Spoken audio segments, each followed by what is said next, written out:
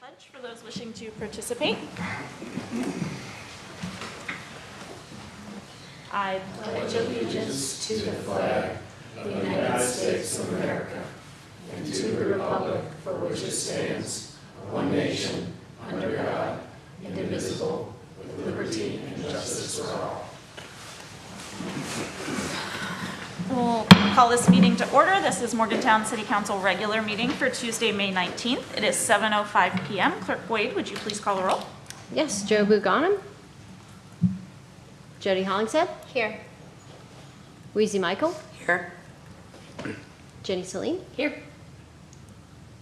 Mark Downs. Here. Deputy Mayor Butcher. Here. Mayor Trumbull. Here. First item on the agenda is approval of minutes. We have the May 5th, 2026 regular meeting minutes and the May 5th, 2026 special meeting minutes. Were there any additions or corrections? No? Approved by consensus? Yes. Great. Correspondence. We have several items of correspondence this evening, the first of which being a proclamation recognizing Foster Care Awareness Month. And Jesselyn is here to accept. Maybe not. All right. I guess I'll read it from here then. Whereas children and youth are the most valuable resources of the state of West Virginia, and every child deserves a safe, stable, and nurturing home. And whereas during Foster Care Awareness Month, we recognize the resilience, strength, and potential of children and youth in foster care throughout West Virginia. And whereas there are hundreds of children and youth in West Virginia who are in need of safe, loving, and supportive foster families. And whereas foster parents, kinship givers, and adoptive families play a vital role in providing stability, hope, and healing to children who have experienced trauma, neglect, or abuse. And whereas the National Youth Advocate Program works diligently across West Virginia to recruit, train, and support foster families while providing comprehensive services to children and families in need. And whereas the National Youth Advocate Program is committed to strengthening families, preserving connections, and ensuring that youth have the resources, advocacy, and permanency they deserve. And whereas community awareness, partnership, and engagement are essential to meeting the ongoing need for foster parents and ensuring positive outcomes for children and youth in foster care. Now therefore be it resolved that I, Danielle Trumbull, Mayor of the City of Morgantown, on behalf of City Council, do hereby proclaim May 2026 as Foster Care Awareness Month in the City of Morgantown, West Virginia, and encourage residents to recognize the important role foster parents, kinship givers, child welfare professionals, and community partners, such as the National Youth Advocate Program, play in improving the lives of children and families across our state. We will make sure that gets sent along to them. The next item of correspondence this evening is a presentation from Morgantown Utility Board regarding the long-term control plan updates. Good evening. I'm Eric Carlson with the Morgantown Utility Board, or on the Morgantown Utility Board's board. The name of the organization and being on the board is a little awkward, but we've got a couple things we want to talk with you guys about tonight. And first one, we'll go ahead and start with a presentation about the long-term control plan. This is something that has been worked on for quite a while, and it is vitally important to our community as a whole, particularly as it comes to, well, the health of our community and also recreation in our community. It's about how do we keep what we flush down our toilets from going into our waterways. And so we've got our consultants with Strand Associates here to give a presentation. We have Scott and Sam, and we'll go ahead and start with Scott. Thank you very much. Scott Stearns, Strand Associates. So tonight we are here to talk about the long-term control plan. Yeah, perfect. We can slide to the next. I'll let you manage. Okay, so I'm here with my colleague Sam Hosevar, who will share part of this presentation as well. So the agenda for this today's presentation is a subset of the deck that was previously presented. So there shouldn't be really anything new here. We're just kind of trying to highlight some of the major portions of the project and to answer any questions that may be here. So we are going to go through the background. We're going to look at alternative analysis and the engineer's recommendation and the discussion of grouping and phasing of projects. So just quickly to remind everybody the difference between a combined sewer system And a separate sewer system, a combined sewer system, is one that was designed originally to be combined, meaning that there are known and unknown connections from the stormwater system into the sanitary system, whereas a separate system is designed from the very beginning with two pipes. One pipe for sanitary sewage, one pipe for storm sewage. Are there ever any interconnections? Yeah, but the way the system started was in a separate system. Many states in which we work, they have a statement. The regulatory agents, they never say that you fully separate. If you have a combined sewage system, completely separating them is virtually impossible. And so most states will say, if you've once been combined, you're always going to be combined.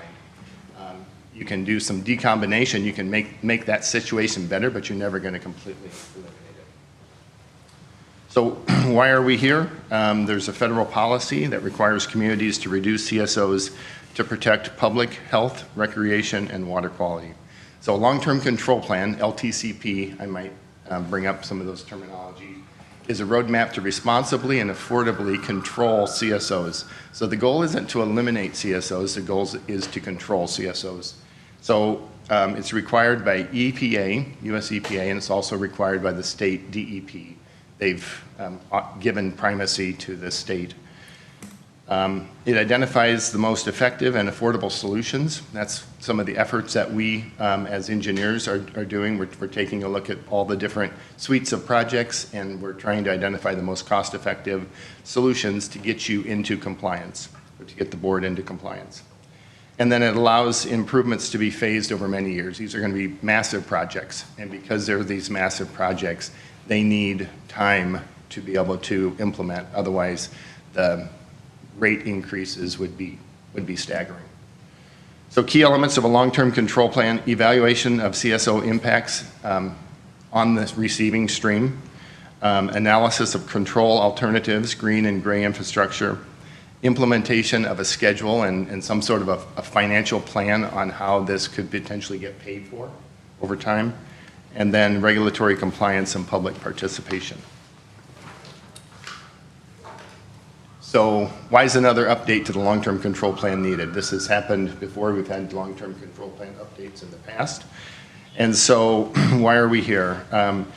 One, we want to demonstrate progress toward meeting LTCP goals. There is a big wastewater treatment plant project at the Star City Wastewater Treatment Plant site. Your main treatment plant, or the MUB's main treatment plant, that increased capacity at that plant, and it allowed the amount of CSO overflows to be reduced. So there is some progress being made. We want to affirm MUB's long-term control plan policy, not only with the MUB staff themselves, but also with the regulatory agencies and with the city. And we want to support a request for a schedule extension. The way the schedule is originally written right now, it has some pretty significant projects being completed by 2030, and these projects have not even been started in design yet. So we're not going to be able to hit it. So we need to be able to go back and put a reasonable schedule in front, and we believe DEP will accept a schedule that is reasonable. The 2014 LTCP did state that priority grouping 1 and capital improvements were the only affordable projects. So it's not like MUB committed to doing these projects without any additional funding. There was notes in the long-term control plan, but this was guidance document that DEP provided for us. So alternative analysis and the engineer's recommendations. So here we're going to talk about the review of MUB's long-term control plan approach and assumptions. We're going to talk about sites and particular infrastructure evaluated as part of the long-term control plan. What groupings of projects are needed in order to achieve 85% capture? I mentioned before that the goal of a long-term control plan isn't necessarily to completely eliminate CSOs, but to control them. And so the control of 85% capture is written into the CSO long-term control plan guidance as a presumptive manner, presumptive that you'll meet water quality standards if you remove 85% of the flow or mass from your CSO volume. And then the engineers recommended project groupings. So as a review of MUB's long-term control plan approach and assumptions,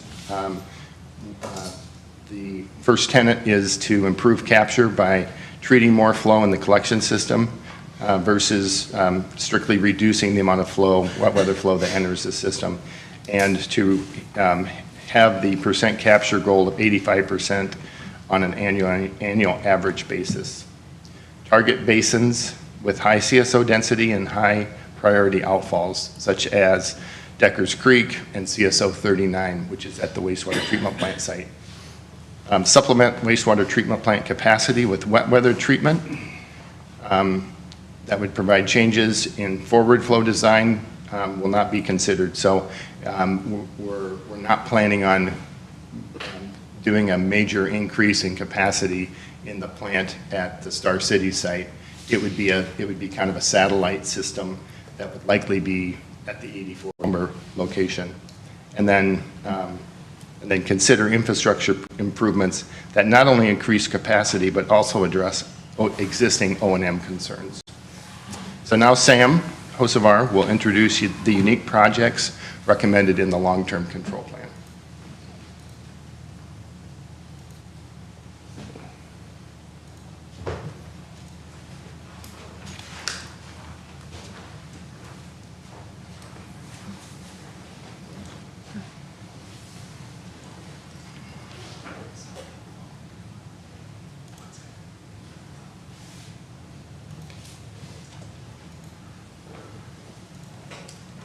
All right. Well, I have the privilege of trying to condense as much of our alternatives analysis that we did in as few slides as possible. So bear with us. We're going to start with the Deckers Creek interceptor evaluation and how we considered not only sewer improvements, but also screened potential pumping and treatment additions. As Scott mentioned on the previous slide, one of the priority areas is concentrating on sewers that have a high density of CSOs, and also maybe focusing on areas where condition is a concern. And so the Deckers Creek interceptor is prime place to start for that. The figure on the screen has the blue line that runs along the creek. It's not representing the water body, it's representing a major interceptor that runs parallel to the creek and sometimes very close to or in the creek itself. And so starting at the tippy top of that interceptor, going all the way down to the mouth of Deckers Creek at the Mon River, we considered an evaluation on how to improve the sewer and reduce the active number of CSO sites in this corridor. You'll see we have two different areas circled of that interceptor. The area in yellow is generally in pretty good condition and a smaller part of the sewer, so upstream of that point we would likely consider rehabilitation or replacement in kind along the same alignment. But the area circled in red was the corridor where we did an analysis of not only replacing the interceptor in its current alignment, but looking at a new gravity interceptor on the north side of the creek, and also looked at adding a pumping station, so a combination of both gravity sewer and force main to try and reduce some of the construction costs. Obviously, when you consider pumping, you need a site for a pumping station, so we also screened several different sites that have the potential to be a location for a pumping station, but obviously, this is a very high-level master planning process. These sites are just a basis for us to start the next phase, a preliminary design phase. So we identified several potential sites. We called them the Valley Crossing site, the High Street site, and then obviously there is an existing Deckers Creek pumping station that pumps sewage to the treatment plant 24/7 right at the mouth of the Mon River. The other area that was a big focus of our alternatives in evaluation, as well as a focal point in how to achieve that 85% capture, was at the wastewater treatment plant. And CSO 39 evaluation, which is the major CSO outfall located right next to the existing wastewater treatment plant, we considered wet weather treatment at the existing wastewater treatment plant site, because CSO 39 is one of the most active sites in the whole system. So really that's the low-hanging fruit, where it's not only on a volume basis, but a number of times active, and it's adjacent to existing treatment processes that MUB already owns and operates. So it's a prime also area to put new infrastructure. What you're seeing on the screen here is all of the different intercepting sewers that come into the plant. You'll see it's kind of a mess. There's a lot of different pipes coming in from different parts of the city. They all come into kind of a central chamber that either directs flow into the treatment plant, or when the plant is at its capacity, it'll reroute all that excess flow into a pipe that goes out to the river. So because naturally flow wants to get to the treatment plant, CSO 39 is an important piece of this puzzle because of the activity that already occurs there. After that, we did a whole bunch of alternatives analysis. We came up with 5 different groups of potential projects looking at, considering wet weather treatment, both at the wastewater treatment plant or remotely in the system. We considered pumping capacity, new force mains, along with those pump station improvements or pump station additions. We looked at replacing existing gravity sewer with, new gravity sewer that would be in, more easy to construct areas and would be bigger to add capacity to the system. And we considered multiple different sites to make sure that we weren't focusing in just on one, putting all our eggs in one basket, and if that site wasn't available, we would have nothing else to fall back on. And so the table on the screen here are the 5 different groups of projects, the capacities that would be required for each of the different major pieces of infrastructure that make up that group. Generally, pumping is rated in million gallons per day of pumped flow, and a treatment would be how many million gallons per day that treatment process could treat. We also then, on the Deckers Creek Interceptor, the last column there, came up with 2 major alternatives. One was a fully gravity option, and then one was a combination of gravity sewer to a new pumping station that would ultimately pump flow to an existing force main that goes all the way to the wastewater treatment plant. Once we summarized the total project cost, we then looked at how much each grouping of projects would remove on a gallons per CSO basis and calculated the cost per gallon of CSO removed for each project group.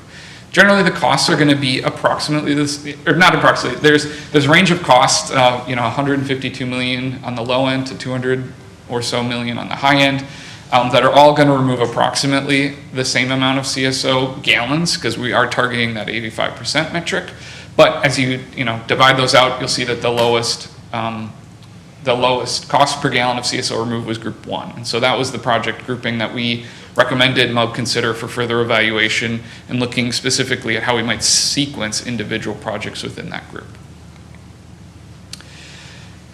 What this project group is, to go into this one specific alternative in a little bit more detail, is new wet weather treatment at the wastewater treatment plant, which is the orange box up in the upper left-hand corner. That would supplement the existing wastewater treatment plant capacity, but only be active when the wet weather was requiring it to be online.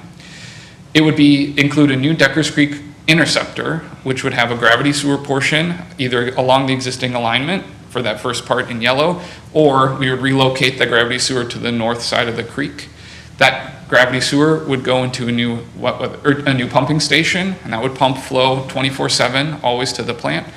And that force main coming out of the pumping station would tie into the existing 36-inch force main already in the ground that has extra capacity to push more flow to the wastewater treatment plant.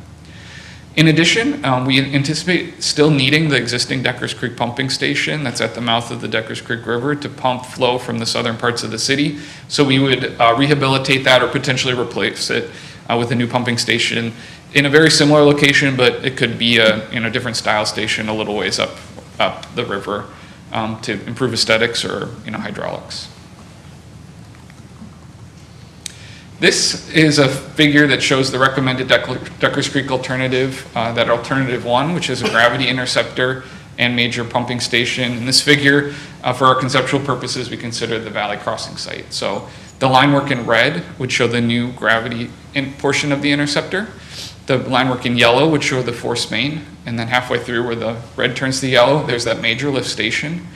Because the existing sewer, you'll see along the south side, that kind of blue highlighted line, if you can see it, is kind of crossed out. That would be the existing interceptor to be abandoned. And right now, all the local sewers feed into that interceptor. So there would be some local sewer reconfiguration that would be required to get everything to a point where you would, flow by gravity or with small local pump stations to get into that gravity sewer or pumping station. At the treatment plant, our plan would be to add additional pumping, screening, a high-rate treatment system, again for wet weather, and then disinfection to treat the flows. The figure at the top right shows that flows from 0 to 21.8 million gallons per day would fall within the existing capacity of the wastewater treatment plant, and that would receive full capacity. If the flow coming into the plant goes above 21.8, we could treat an additional 46 million gallons per day through that wet weather treatment facility that we would construct. And then only when the flows to the facility would exceed 67.8 million gallons per day would there would be the potential that the CSO 39 would activate. And so obviously going from 21.8 to 67.8 is a great improvement. Conceptually, we've, like Scott mentioned, the site to the north of the existing treatment plant, the former 84 lumber site, has plenty of space to build this wet weather treatment facility. Right now we're showing probably a new pumping station that would intercept the flows coming out of the CSO pipe, pump them over to this new high rate treatment system where they would get screened, treated, and disinfected before being discharged into the MON. Phasing of the projects within the project group can be tailored to MUB's priorities. This is something that we discussed at length with MUB. Ultimately, the information that we're going to present today prioritizes projects based on the $ per gallon of CSO removed, because this is the most cost-effective projects, but we have discussed that O&M concerns as well as the public interest often do come into play when we make the decisions on which projects need to go first within a grouping of projects. What we actually found is that if we prioritize projects within Group 1 in this way, by looking at the most effective projects, getting those done first, we can actually eliminate 2 of the potential sub-options within that group because we achieve 85% capture just by constructing additional wet weather treatment at the wastewater treatment plant. That would be phase A at a cost of approximately $40.3 million. That would increase the percent capture metric from about 70 up to 82, so that's a very high value project to work towards that 85% capture goal, but it's not enough, so we need to do some more, and that's where the Deckers Creek Interceptor Replacement Project would come in. Phase B there would be the $65.7 million, so a very significant investment along that corridor, and would get you, above that 85% threshold. Those other 2 projects could be in the wings. Deckers Creek Pumping Station Replacement Project could help you get a little bit more flow pushed through.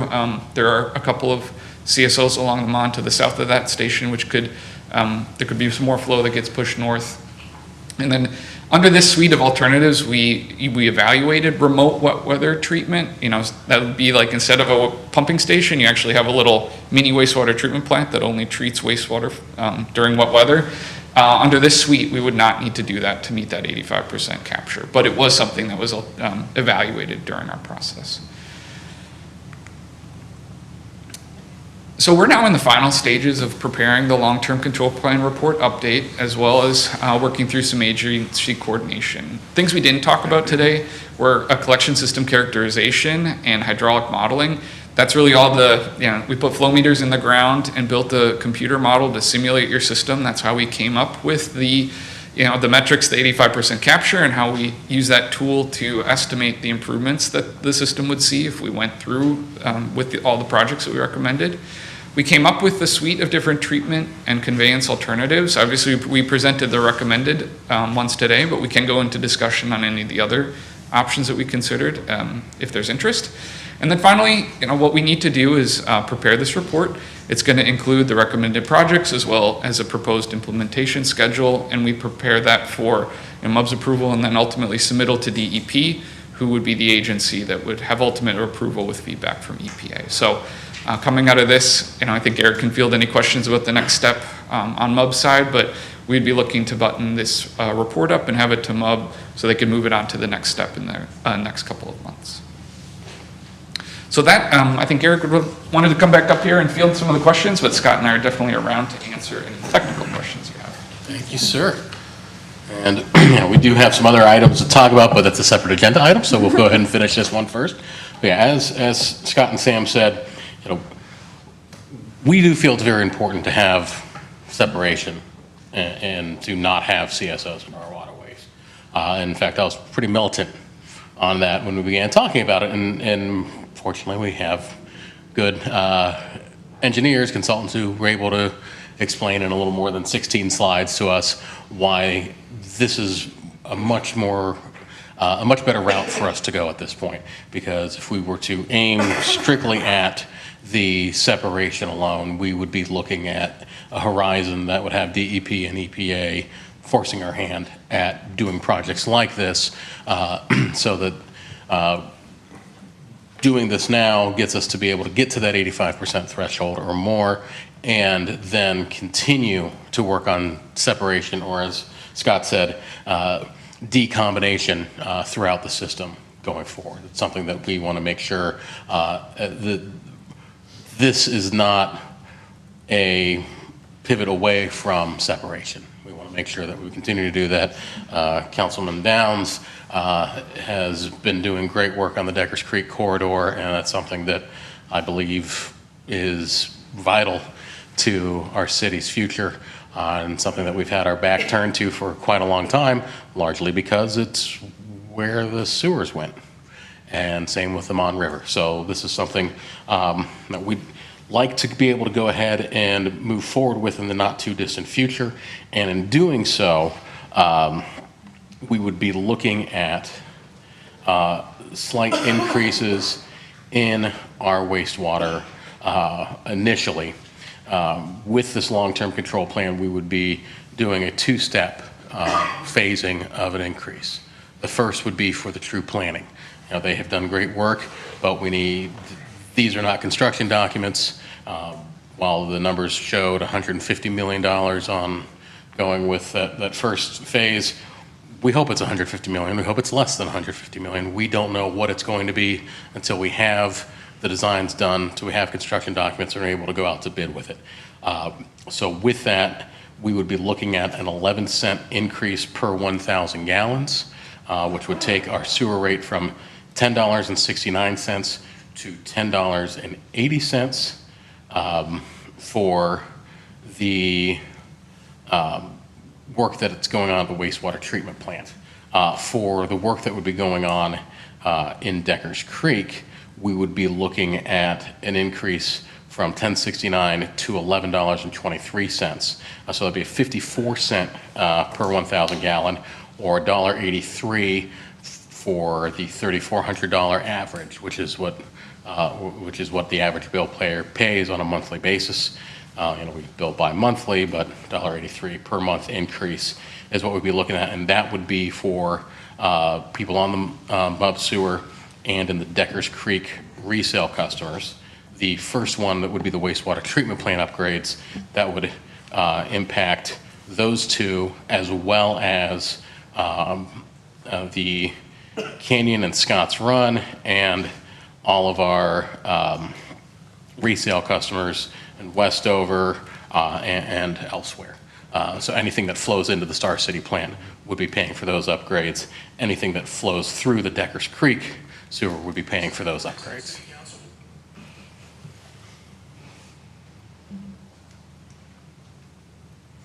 Happy to take any questions. So, Eric, we're not meeting the objective requirement of 85% capture Correct. today. Where are we? We're at 70% 70%. at this point.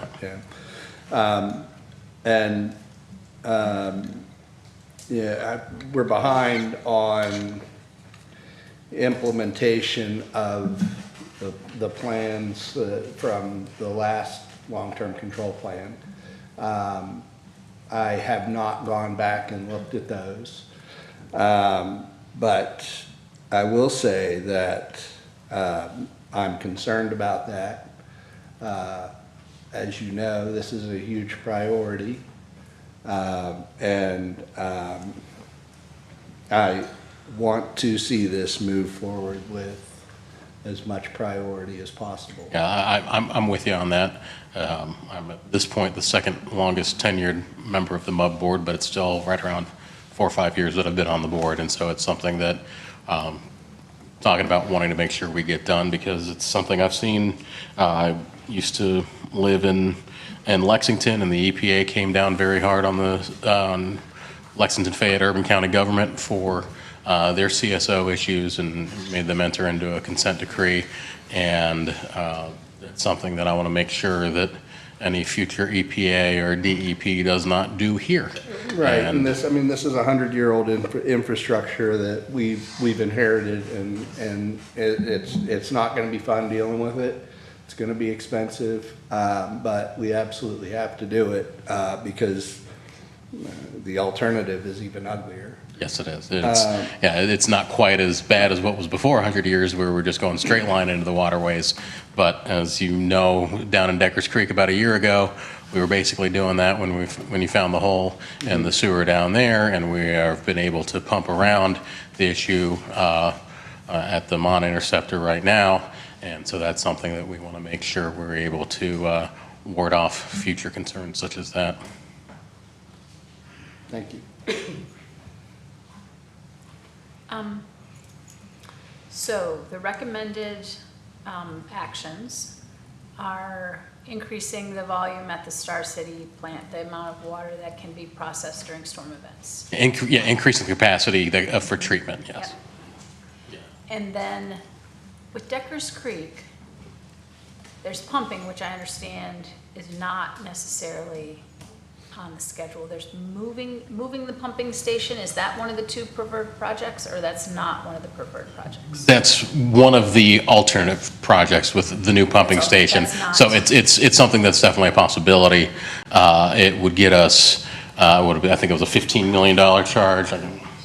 Yeah, it was one of the ones that Yes. didn't, that's not. That's the Well, estimate before. Right, yeah, and remember, this is something too that is, these are all, this is the plan. You know, this is something for us to talk about, something for us to consider, and as we're looking at the overall pricing, gentlemen, if you could tell me when I I get think to it's the right back slide. towards the end. Yeah, it's Yeah, right that's near it. the end. It's like third from the end or something. This is it? Keep going. Further. There. That one. Is it? Oh, yeah, so yeah, the first one I looked at, that's cool. Okay. But this is something for us to look at. It's, you know, we want to make sure that we are not putting too much of an impact on our ratepayers, but we also need to balance that with what's best for our community as a whole. And so. So interceptor replacement, is that, so you were talking for a while about two different pipes. Is that just replacing the pipe that's there, or is that creating a second pipe? Yeah. Do you want me to come? Let me explain Yeah. this one more time. So this would be what that alternative covers. So right now, there's an existing pipe that runs Absolutely. south of the Yep, creek we've right seen now. it. You've seen it, and you shouldn't see it. Usually the pipes are buried below the ground, not hanging off the side of a cliff. So the idea would be that pipe would be completely abandoned, and it would be replaced with a completely new pipe on the north side. So we wouldn't be relying on that 100-year-old or very old infrastructure anymore. And we developed two alternatives. One was a completely gravity option, and what we would recommend would be a combination of gravity sewer on the north side, similar to what you have now, but it would be relocated for constructability, and then it would be pumped with a smaller force main back to the mouth of the creek and So tie in. show us where this force main would go. The force main is the yellow line. So it would essentially run parallel to the bike path. So are we talking about then replacement pipe and a separate force main pipe as part of this? You keep the existing pipe where it is until the new pipe is constructed, then you would flip a switch and all the flow that goes to the old pipe would go to the new pipe, and you wouldn't need the old pipe So anymore. there'd only be one pipe One pipe. in this. It's one pipe. One pipe. But some of it will flow by gravity, and then some it'll of go it to a will pump fl- station, and then some of it will be pumped. Got it. The reason we considered that is because by flowing by gravity, you have to keep it going down, down, down. Yeah, And by the you time run you get to out the of- mouth of the river, Yeah, it could you be run out 20, down. 30, 40 feet deep. And that becomes a constructability issue and a cost issue. So by pumping it halfway, now you can take it from 20 feet down and you bury it 8 feet below grade. And it's a lot easier to construct that. Can I ask for clarification? Yes. When you're saying one pipe and abandon the old pipe, will we remove the old pipe, or is it still gonna be hanging out looking gross? That would be something we'd have to figure out during kind of the preliminary design piece. I think if there was an interest to remove it, we could remove it. Obviously, removing it comes at a cost. You could remove portions of it and abandon portions of it. that would, you can do either of them, and that would be something that would, MUB would have discretion over during the design phase. All right. Did I answer And your question there- satisfactorily? Yeah, no, I get part gravity, part force main. Okay. There's already a force main, I guess because there's a pumping station at the bottom. Yep. There's already a force main that goes, I know, through Yes. part of the park there. Yes, so there's, the pumping station is at the mouth of the river. Yeah. That pumping station does have to remain. We can't get rid of that pumping station. It doesn't have to get bigger, but it has to stay there. And so there will always be a pumping station and a force main. Several years ago, I think in the early 2000s or 2010, MUB constructed a 3-foot force main from that pumping station all the way to the wastewater treatment plant. Yeah. That's more than they can use now with that existing pumping station. So we would be tapping into that force main and using, the pipe that's already in the ground to get the flow to the plant. Okay. And the cost from the yellow, that was up there, right? Yep, that would, so That was- everything shown here, the new gravity in red, the pump station, which is the yellow square, the force main, the local sewer improvements, restoration, limited restoration to put it back where it's at now, that's in the $65.7 million number. And those are costs, cost in today's dollars. So this is going essentially between the creek and the trail? Yes. The alignment has not been, the Of alignment course has not not. perfectly been lined up, but there is, we Yes. believe that there's enough space in that area that you could construct this option. There's a few places that it would be tricky. Yes. But There's a few bridges. That's what engineers You are gotta for. go underneath. It might not be perfect, dig it with a backhoe constructed. There might be some boring or something in limited segments, but we've also tried to incorporate some of those costs to the best that we can, given the information we have right now. And if you look at what's keeping it out current, of the creek bottom, which is. Yeah. when you look at what's currently in there, clearly OSHA did not exist back in the time where that was put in. That is obviously not a good place to work. I don't know how the heck they put it in to begin with, but that was an engineering feat that was probably unnecessary. And how long would it take to do all that? 10 years, decade? We would need to probably take 1.5 to 2 years to do the design of it, between preliminary it takes design, that long gathering just to- information, put it out to bid, have bids in hand.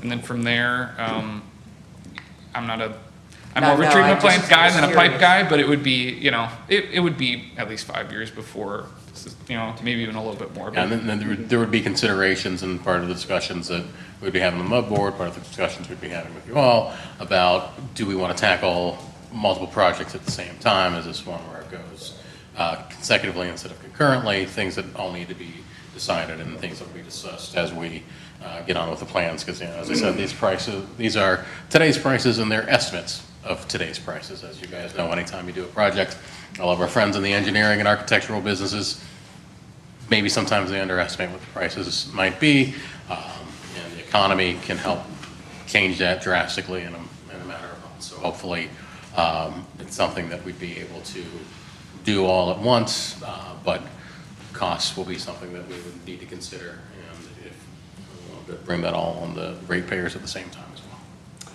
Have we identified places where the volume could be reduced? Like if there's any low-hanging fruit of a entity or a set of entities that add a lot of stormwater to the system, that there could be some separation as we're moving forward? That's something that is going on anytime we do a project, that's something that we're looking at and are already doing the separating. It's one of the things that the wet water treatment at Valley Crossing or in and about that area would aim at, as you can see, well, that would be a 1% capture difference for around $31 million. So there are things that are looked at and considered on what can be done in those scenarios. And so that has been one of the things they've been looking at. And new construction is required to have separation? In all systems, yeah, because at no point at this point are you able to put any sort of stormwater into the sanitary.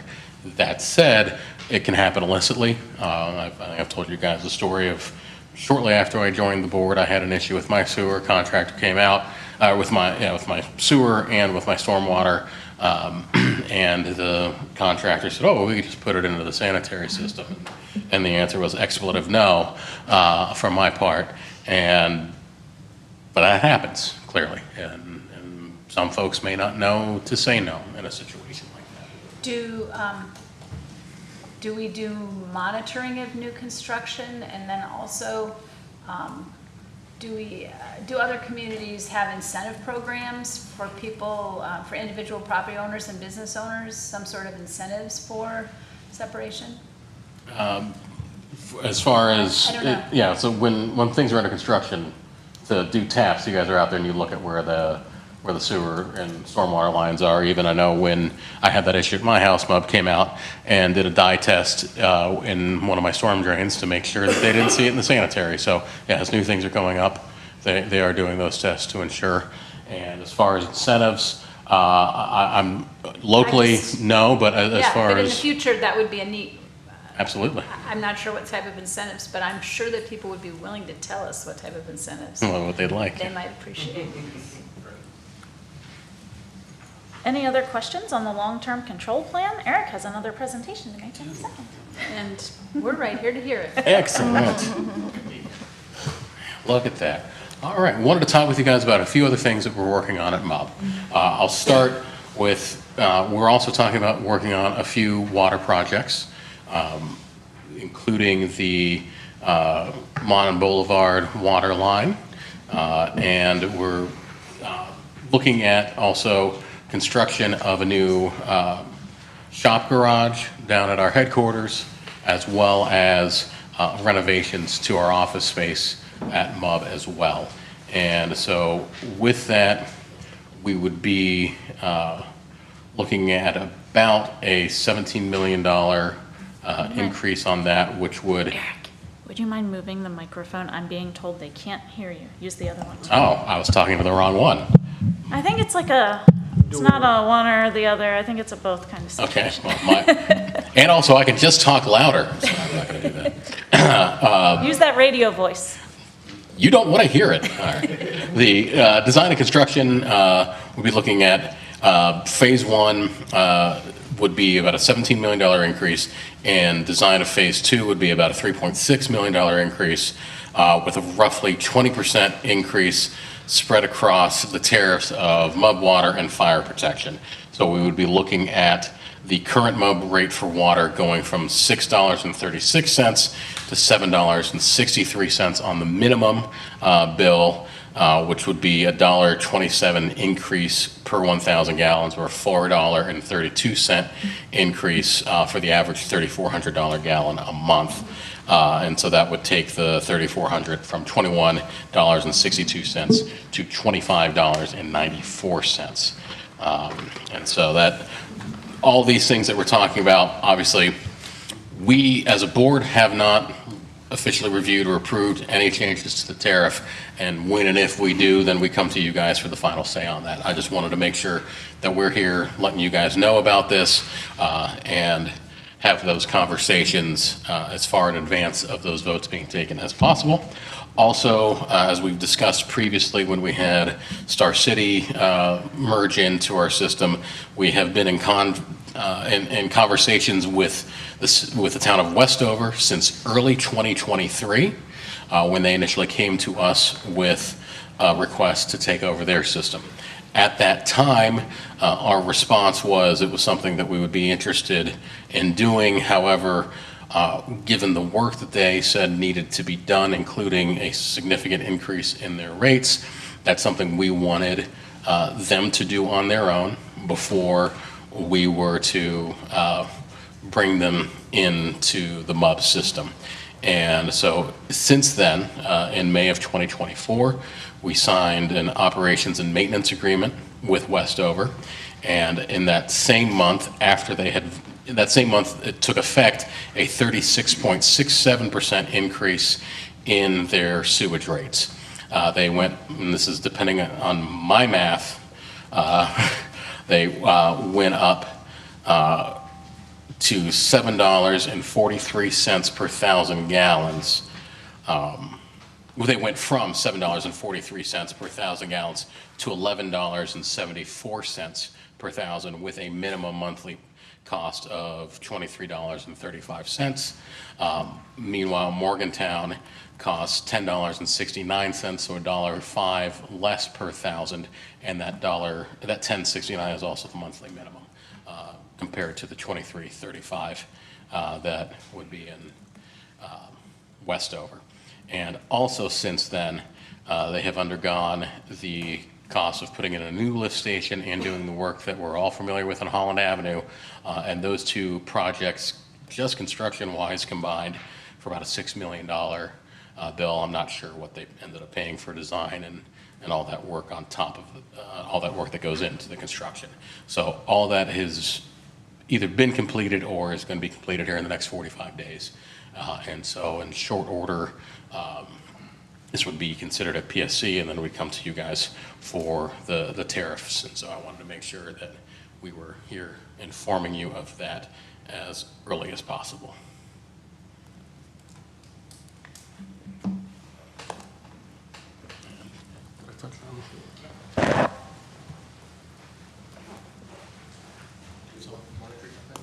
Oh, yes, water treatment plant. I didn't mean to cut you. No. Okay, right. All right. Thanks, sir. Okay, so, good evening. Scott Stearns again with Strand. So we have, just here to give a review of the water system master planning update. So what is a water system master plan? So tonight we're going to talk about the recent water master plan, what was done with it, what were some of what was our approach, present the finding and the projects that were identified during planning, and then summarize costs and next steps and funding. So what is the purview of the master plan? It shows a legend showing the water treatment plant, all the tanks in your collection system or your distribution system, and all your pumping stations, as well as the active plant, pipes that are in the system. So it's a wide-ranging area, and all these assets were looked at in the master plan. So forecasted growth, one of the things that happens in the master plan is we pick a planning period. I mean, this is a 25-year planning period, so 2025 to 2050. The magenta squares so on the y-axis you see pumping million gallons per day, and then you see timeline on the bottom x-axis. So the magenta squares are the actual average daily flow capacity requirements of the water treatment plant. The blue triangles are the max day from those individual years. And so what happened is that we didn't have data for the future, so we tried to predict what happens in the future. And as you can see, one of the interesting things is that if you look at the max day, at about 2030, the plant is kind of reaching its capacity, where there's going to be days where the capacity required is going to be equal to the plant capacity at 16 million gallons a day. So there's probably an improvement that needs to be done in that area. So the master planning work culminates in projects to maintain MUB's water system. So the planning activities, as I mentioned earlier, we're looking at water main projects starting at 12 o'clock, 3 o'clock elevated storage, 6 o'clock customer metering, AM automatic meter reading, booster station projects, and then all that rotates around the water treatment plant upgrades. So with that, I'm going to pass it to Sam, and Sam's going to dive into some of the improvements that we talked about here. So with that, Sam. Thank you.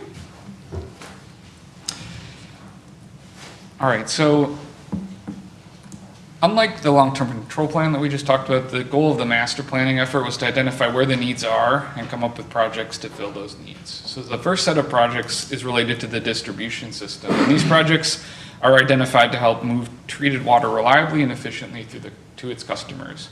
Within this distribution system project umbrella, we've got 3 different areas that we focused on. looking at the booster station projects, those pump the treated water out through the pipes. Water main projects, the pipes that carry the water, and then elevated storage tank projects, which provide, a buffer in the system as well as maintain pressure. The first system-wide distribution system project that we identified was a telemetry upgrade project that is needed to replace aging communication and control equipment. Everything that's remotely pumping, moving water in the distribution system is connected by a series of radio antenna. It's called the telemetry system. And that radio equipment is reaching the end of its useful life. The manufacturers no longer manufacture the parts, and eBay is running low on spare parts, so we need to upgrade these systems so that they can continue to talk to each other and communicate and get water where it needs to go. There are about 81 remote facilities that have this radio equipment, as well as programmable logic controllers, or PLCs, which are kind of like the brains that control each of the sites and call back home to the SCADA system at the water treatment plant, which the operators monitor. So this project would be replacing that equipment, as well as improving and doing miscellaneous electrical and instrumentation work to make sure that the new equipment is compatible with what's existing. The figure on the right-hand side is what the water treatment plant operators see in their master computer, all those remote sites. And so really the goal here is to make sure that, uninterrupted connectivity, either with new radio equipment or considering cellular data as well.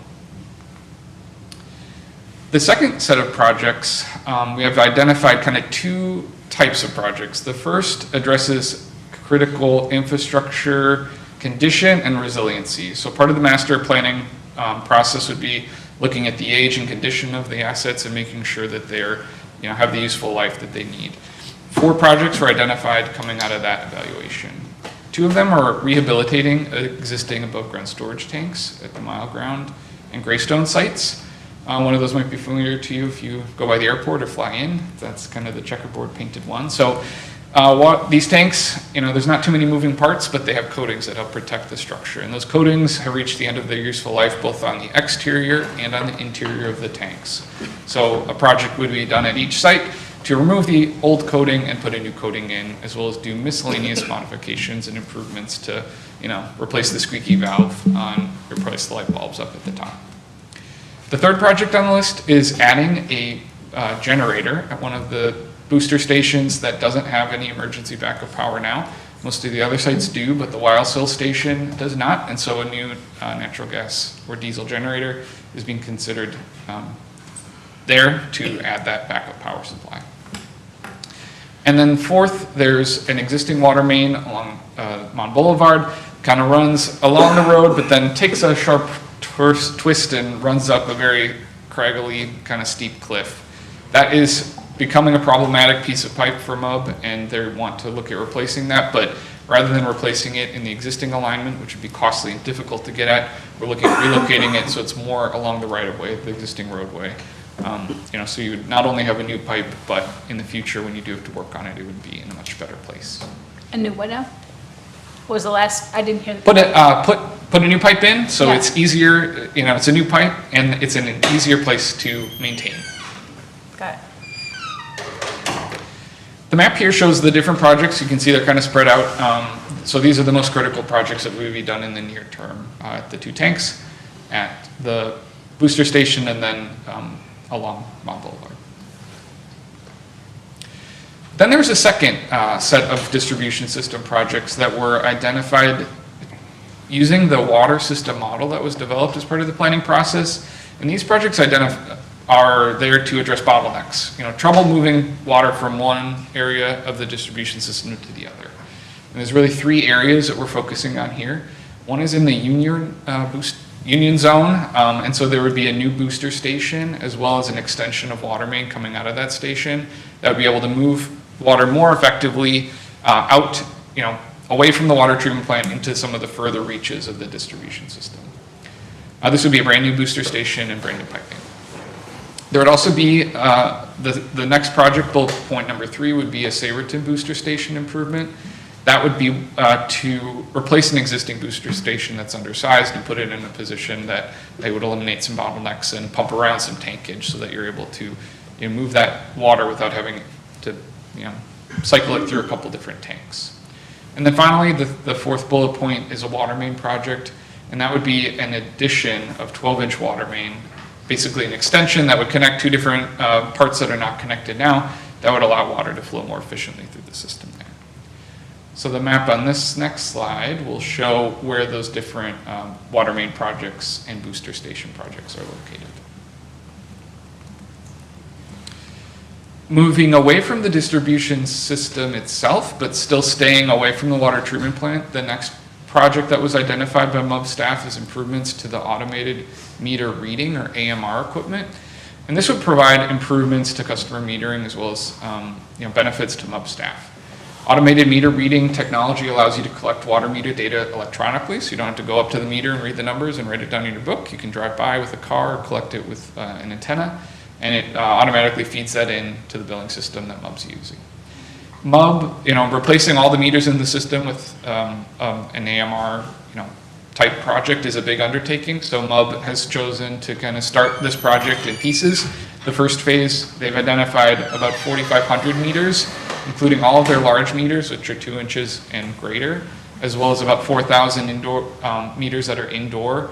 And this would include meters that they have classified to be kind of difficult to access or in unsafe areas where it's kind of hard to get to, or you gotta get around a dog, or have been issues with their kind of current meter reading program. The key benefits of this program not only are to get data more efficiently into the billing system, but also to improve efficiency from their staff collecting the data that they need to pass on to their customers, improving working conditions, especially safety of the staff as they have to go in some of these unsafe locations, and enhancing customer experience because their data is collected more reliably and made available to them in a quicker pace. The last thing I'll talk about then is switching gears a little bit and focusing on the water treatment plant and the improvements that we can make there to address capacity and condition concerns.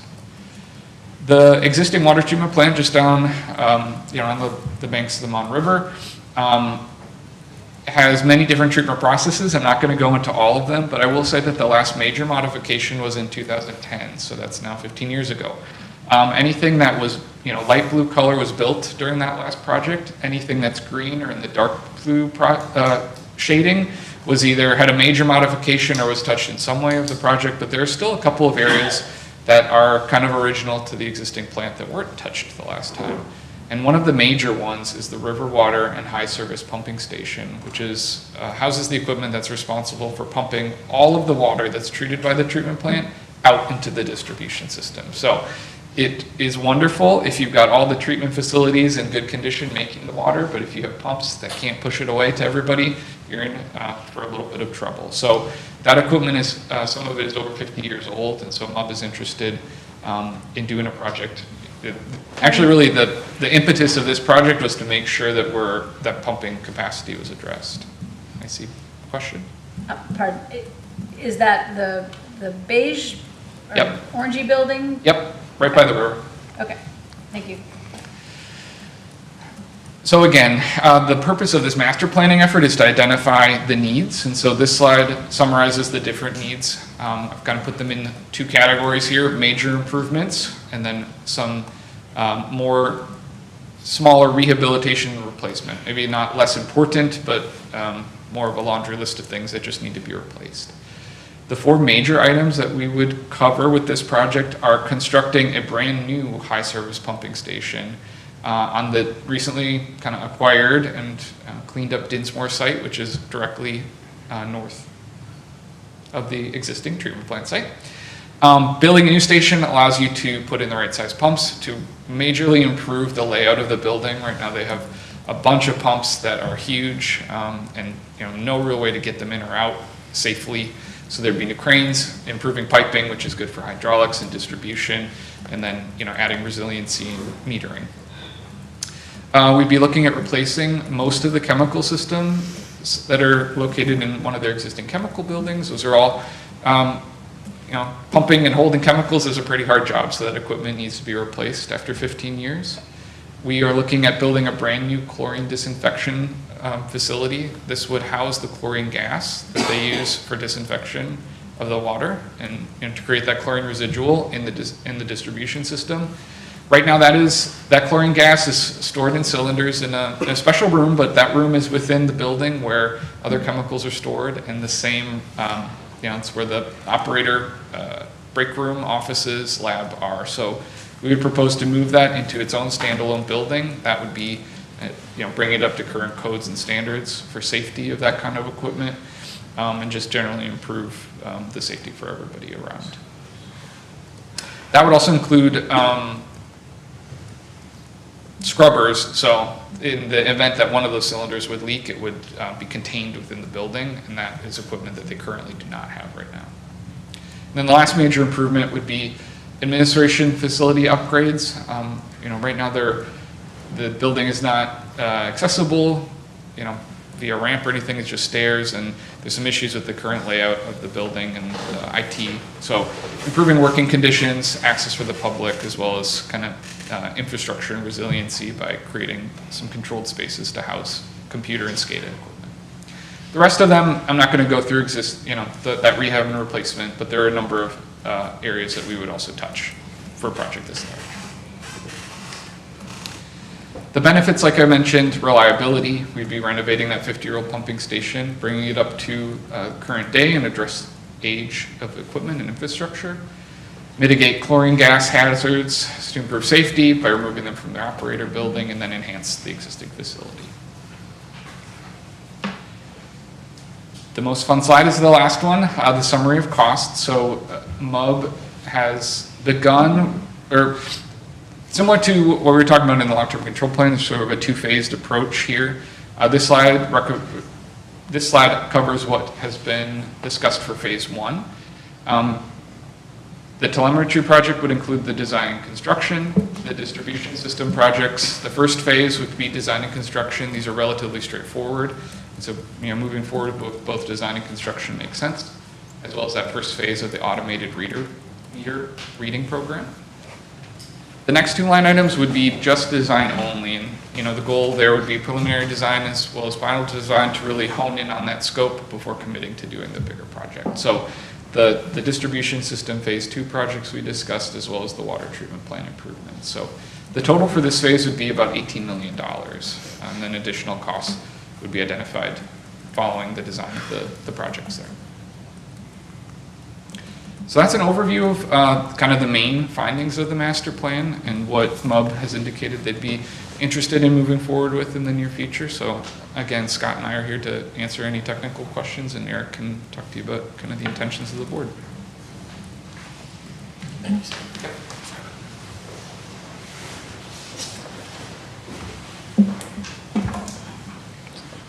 Hello again. As I mentioned, that what we'd be looking at with phase 1 would be, what's that, so 18, not 17? Okay. So 18 million, and then design of phase 2. After that would be the 3.6 million on top of that.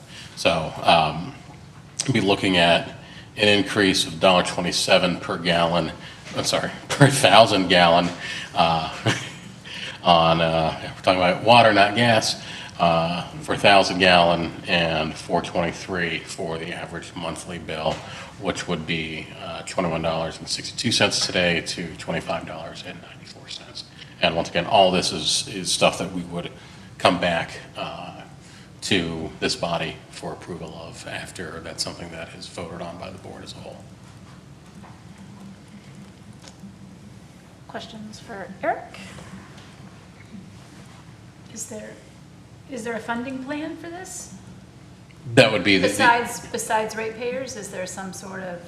Yeah, so but with all of this, including the sanitary sewer, we would be going for grants as well, and that's something we've had good success in doing. And so whether it's congressionally directed spending or talking to water board down in Charleston, we would be hunting and searching for any and all dollars that would be able to go to this before we would be putting it on the ratepayers, but it would be at best a combination thereof.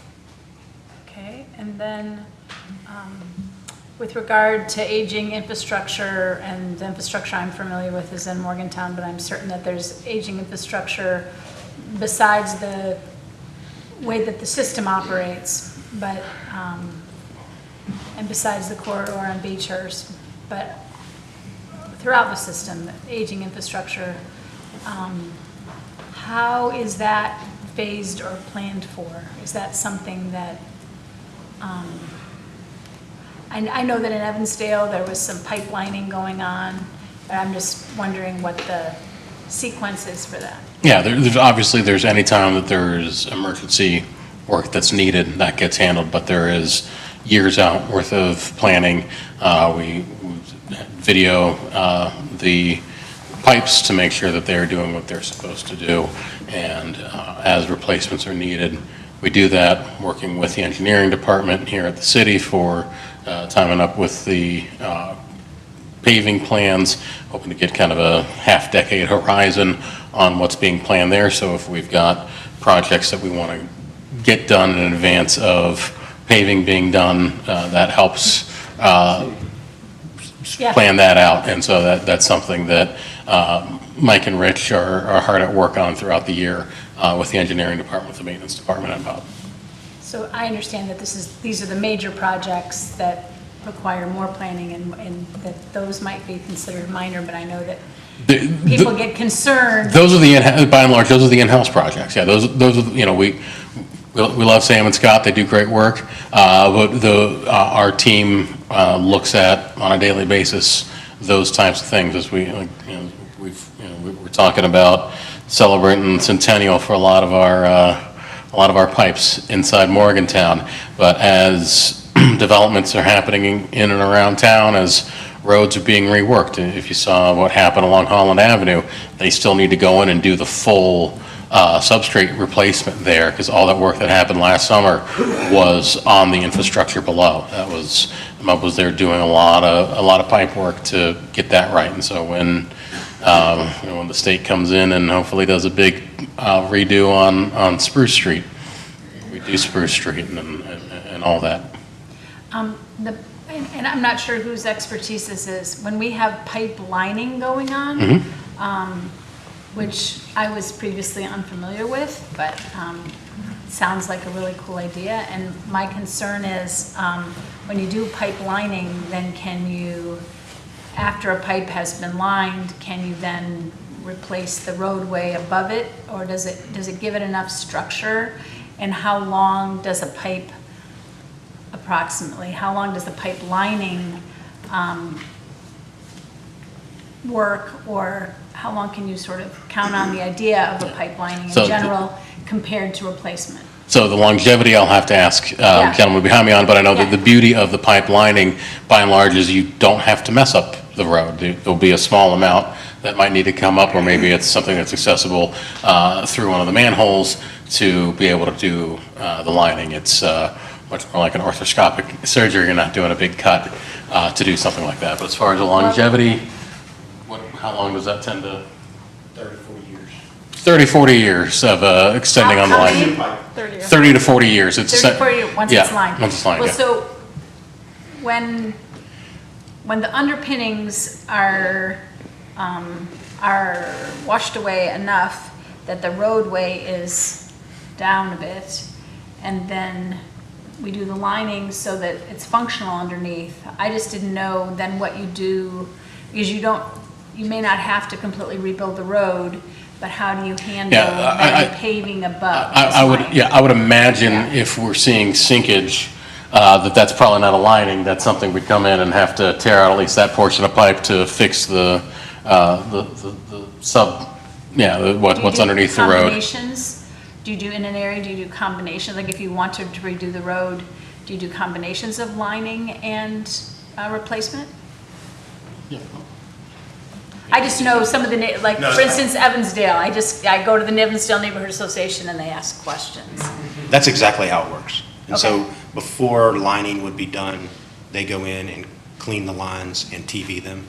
And if there are places that are bad enough to be causing, sinking of the road or sinkholes, that more than likely can't be lined anyways. And so those little spots would have to be fixed prior to lining. And so we do spot repairs before the lining process takes place. And if there's a bunch of them and it makes sense to just replace them because there's a bunch of spot repairs in a row, then that's what we do, is replace. So it's a combination of both of those. So once you've sort of done an area, theoretically, then we could come back, we being the city, could come by and then rework the roadways above, and it would be strong enough? Right, yeah, it's a I'm brand. I'm not saying it'll never break, Sure. or there's not a problem underneath it, you know, there, I'm not asking for a guarantee, you. I'm just asking in general how that would work, because It is, it's truly, I was it's a curious. brand new pipe, and we like it a lot because, you know, if we were to replace, say, an old clay pipe, we wouldn't put clay back in there, right? And so it'd be some sort of HDPE plastic, and this is a similar substance that would be way better than the clay pipes that are in the ground now, and so it's going to be much more sturdy than what's in the ground currently, once it's lined. Great, Yep. thank you. And that was Rich Rogers, the assistant GM from and even in the conference room at MUB, we have an old wood pipe that dates back to some of the original work in and around Morgantown, which I don't think those lasted very long. Not really good at keeping roots out.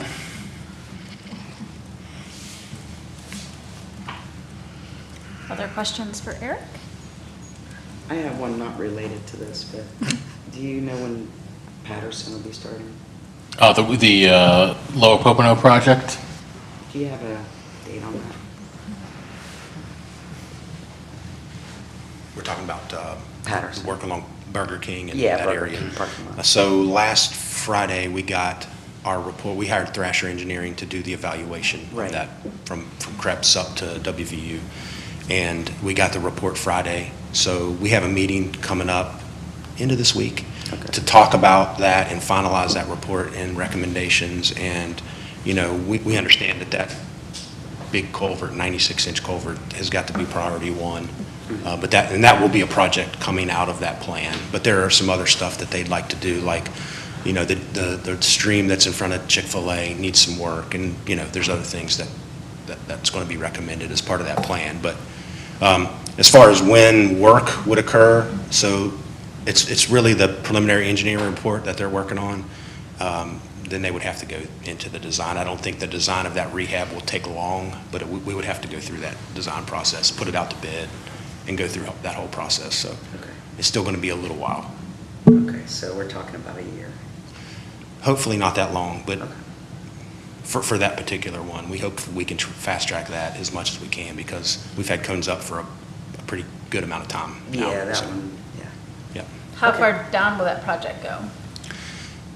Down I don't Pocono Road? exactly know what the recommendations are yet, but two of the parts that I know will be part of it is the 96-inch culvert that's in front of Burger King goes from Raleigh Lane down to where it daylights before the Chick-fil-A property. It goes from a pipe to a stream. And then that stream from that point down to where it crosses back over Don Knotts and goes to Krebs, Yeah, there's going to be some work that's needed in that stream. And so I know for sure those two sections would be part of will work it that- go down into Krebs Park? Potentially, they've looked at that.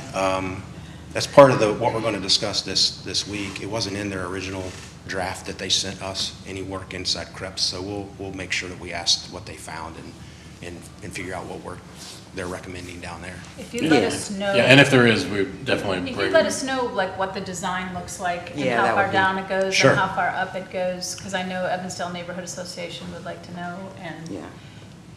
And I stay on top of it as well. Of course.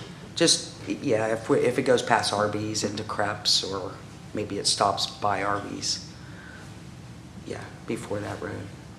Because I know there's a house there that's under a flood plan, because it floods all the time, that house on the corner Mhm. before Arby's, or right next to Arby's. Yeah, so the work that they've looked at does not include anything on that side of Patterson.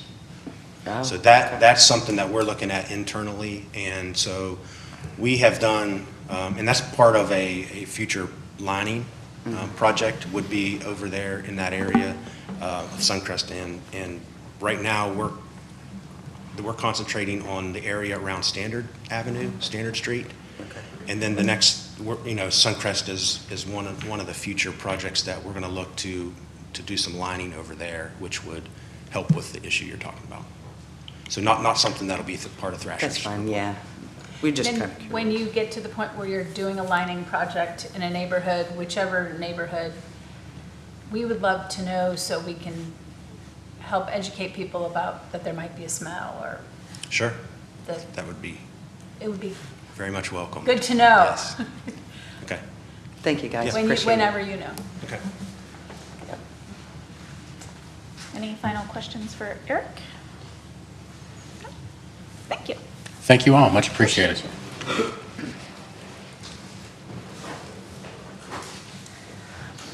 Our next item of correspondence is a presentation on the CDBG fiscal year 2026 annual action plan. Thank you, Mayor. Pleased to talk briefly about the annual action plan. Before we get started on that discussion, I do want to report, and I'm thrilled that the city has met its timeliness requirement testing for the prior years. So that is, last time we talked, something that was hot on our radar to make sure that we were rowing hard to meet those timelines. And so we're pleased with that progress. So what you have tonight, and there is no action before you, this is slightly in advance of our normal process, but we wanted to back the calendar up a little bit and provide you all an opportunity to see the draft annual action plan to provide some comments. So we are within our public comment period, which runs through May 26th. I know the document says May 25th, but that is Memorial Day, so we will accept public comment through May 26th. And then you will see this come back before you in June for adoption. So as you know, the city is an entitlement community under the CDBG, and we receive funds through HUD, and we must adopt an annual action plan that aligns with our 5-year consolidated plan. There are several requirements to identify projects under this program in order for them to be eligible, and the city's anticipated contribution for this upcoming fiscal year is just over about $460,000.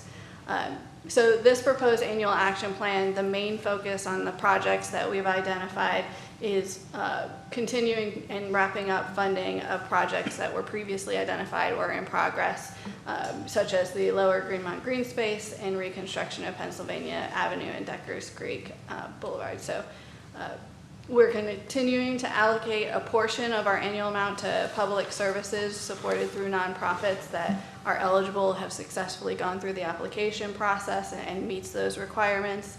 And there is an additional program proposed to align with our efforts related to housing. That would be in conjunction with the Housing Authority, a healthy home rehabilitation program. So you all have the documents and materials in front of you that outlines that draft plan. We do have Chris Fletcher here with UDV and Robin Hess, who is our grants writer, who certainly have navigated and been through these annual action plans many times with you all. But we wanted to bring it before adoption period to provide a comment period for council to provide any feedback for us. So, Chris, is there anything you'd like to add before we dive into any questions? Yes, I think you wanted me to maybe take a little bit of deeper dive as far as process goes. So the annual action plan preparation really started back in October of last year with the completion of the FY 2024 CAPER. It's the annual report, Consolidated Annual Performance and Evaluation Report. The city, reached out to and consulted with prior sub-recipients in October and November that received CDBG funds in years prior to get an understanding of the progress that was made, particularly those that were funded in 2025, lessons learned, what their needs are. We also took October, November, and into December to collect data, analyze the data in terms of housing, employment, households, poverty level changes, homeless data, point in time count data.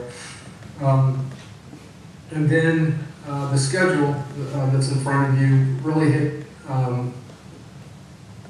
started moving a lot more faster and more so in more of a public space, with the publication of a notice in early December to hold a public needs meeting.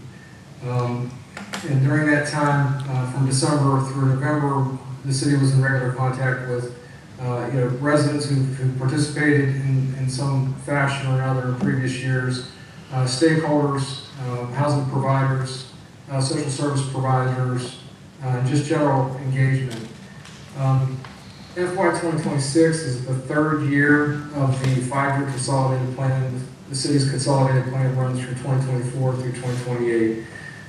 So again, in earnest, the annual action plan really got started back in October and is coming to the point where it's on public display, as Ms. Miller stated, and it will be scheduled to come before you for formal action here in a couple weeks. As far as the types of projects and programs that are proposed in the draft, general administration, obviously to offset the cost for running the program. Public services, there are 3 public service activities. Then there is a 15% cap on public services, how much money can be invested in there in that particular area. MASAP Intervention Services has been a long-standing program that the city has partnered with for many, many years. I think going back to the mid-1990s. That is proposed to continue that relationship for youth intervention and delinquency intervention. Legal aid, this would be the second year of funding. Legal aid with their 2025 CDBG funds assisted 24 individuals who are at risk of becoming homeless. So that program was very successful. And then the new activity Ms. Miller mentioned is West Virginia Women Work. There hasn't been too many opportunities in recent years to try to advance employment and workforce training. So this is a great opportunity the city to partner with West Virginia Women Work. The housing project or program is a pilot program with the Housing Authority. The city had a long relationship with the Housing Authority years ago to offer owner-occupied rehabilitation. Unfortunately, that program became extremely difficult to manage, given the federal requirements involved in rehabilitation. Also, at that time, the city was receiving nearly double, or a little bit more than double, than it receives annually now. The FY 2026 allocation is a little over $470,000. That's a $10,000 decrease from FY 2025. Most entitlement communities across the country have seen their annual formula-based entitlements reduced. I believe this is the third year that the CDBG allocation nationally has stayed flat. As I'm sure you all can understand the value of the dollar, it's harder and harder to stretch when your allocation is declining. The pilot program is an opportunity to try to slightly go back into the rehab, focusing on replacing HVAC systems, failing hot water tanks, and failing roofs. Why those 3 particular areas were selected? Because that doesn't trigger a lot of the more expensive, more complicated program challenges that the city had to walk away from years ago. So hopefully that will be successful. And then the public improvements, the 2 public improvement projects, they're not new to you all. It's the Lower Greenmont Neighborhood Green Space Project, and then the reconstruction of Pennsylvania Avenue and Deckers Creek Avenue along the frontage of the green space. A lot of that attention to Lower Greenmont really started back in the 2013 with the comprehensive plan. It was identified as an area of opportunity or small study area. Because of the lack of planning resources, the lack of community economic development resources, not much progress was made. In the 2033 comprehensive plan, that was adopted by the city in 2023, that area is still a priority opportunity area. So over the course of the decade, the resurgence of public investment really, I think, started with the ARPA funds that the city dedicated, allocated to that particular area. Properties have been acquired, either by the city or through the land reuse agency. And then Robin's excellent vision to secure $2 million in EDF grant. And then multiple fiscal years of CDBG funds, I think are creating some great public space improvements down there in terms of mining conditions, removing acquired properties, tearing properties down. The bank along Deckers Creek there has been, since COVID, an area of challenge, and now those properties are being assembled. And then, green space is planned. The pedestrian bridge that flanks that particular site, that contract was awarded recently. So, again, just priority projects over a course of, over a decade, and finally the resources to make a significant change in that particular area of the community. And nothing else to add. And I'm available to answer any questions that you might have. Any questions for Mr. Fletcher? Sure. We had 2 public hearings on this item. We had no attendance. Is that right?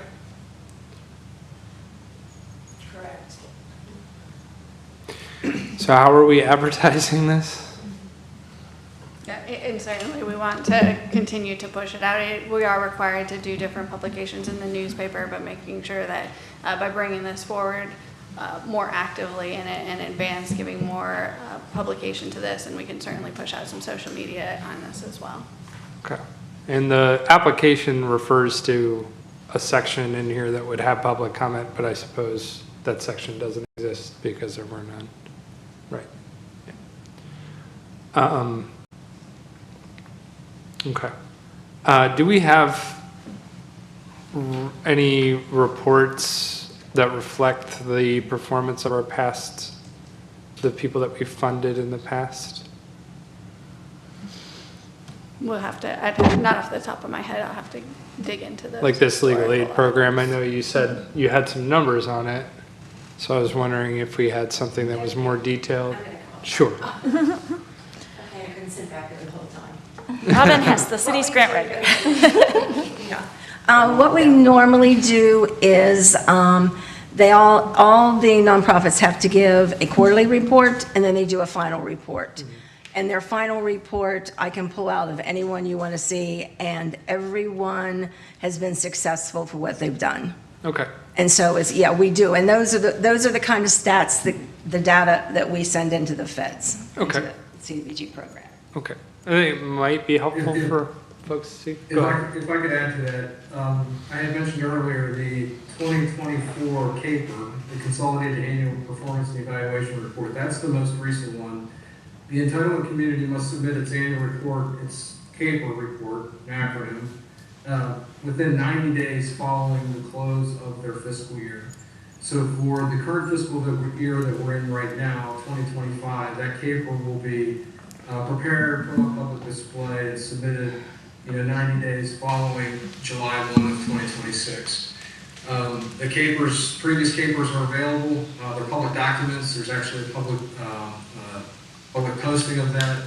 And they're also in my terms of office. Individual activities, I had mentioned that legal aid with their 2025 money, served 24 individuals. MASAP with their 2025 have served 72 youth and families. So it's a very data-driven, data reporting program. So anything you might want to see or be interested in, obviously that information is readily available. I think I would be interested, and I'm new to this process, so forgive me, but City Manager Miller, I do appreciate presenting this information sort of ahead of the decisions. I'm also interested in learning, and this is something we can do, behind the scenes, but I'd like to be, I think, part of the conversation of who applies. I know there's some eligibility requirements, but I would love to learn more about which organizations in our community are eligible, who might not be applying, and sort of zoom out and look at, are we funding organizations that our community most needs, that are eligible? I would just like to learn a little more about that. And I have to say that you'd be surprised some of the agencies that they don't want, there's federal guidelines we have to follow. They have to be low mod income, but they have to sign papers. They have to, there's different things they have to do. And you'd be surprised, the directors of those nonprofits don't want to do that because they want to keep, they want to keep the anonymity of, off of the customers. Sure. Because I've tried, probably I could name about 7, and I'm not going to do that in public. Sure. But anytime you'd want to come in and see, Yeah. you all are welcome in my office, well, for a couple months anyhow. You're welcome to come and look. But all of the reports that we get, we have them in book form. They're in my office. I think I have them from 2019. I finally got some down into the basement. But anything you all want to ever see about CDBG, because it's probably one of the best programs the city has. I know that they're kind of looking at the federal level to doing away with them. Hopefully that doesn't happen. And I will probably come to you all and say, we need to start a, petition or something that this doesn't happen. But it's probably one of the best programs that the city has ever had. And it does get better. In fact, we've always tried to wonder why people don't understand why we get so little dollars, because we are Morgantown. Well, it's based on the census. And once that census was done, whenever CDBG started, they never change it. Because we've tried.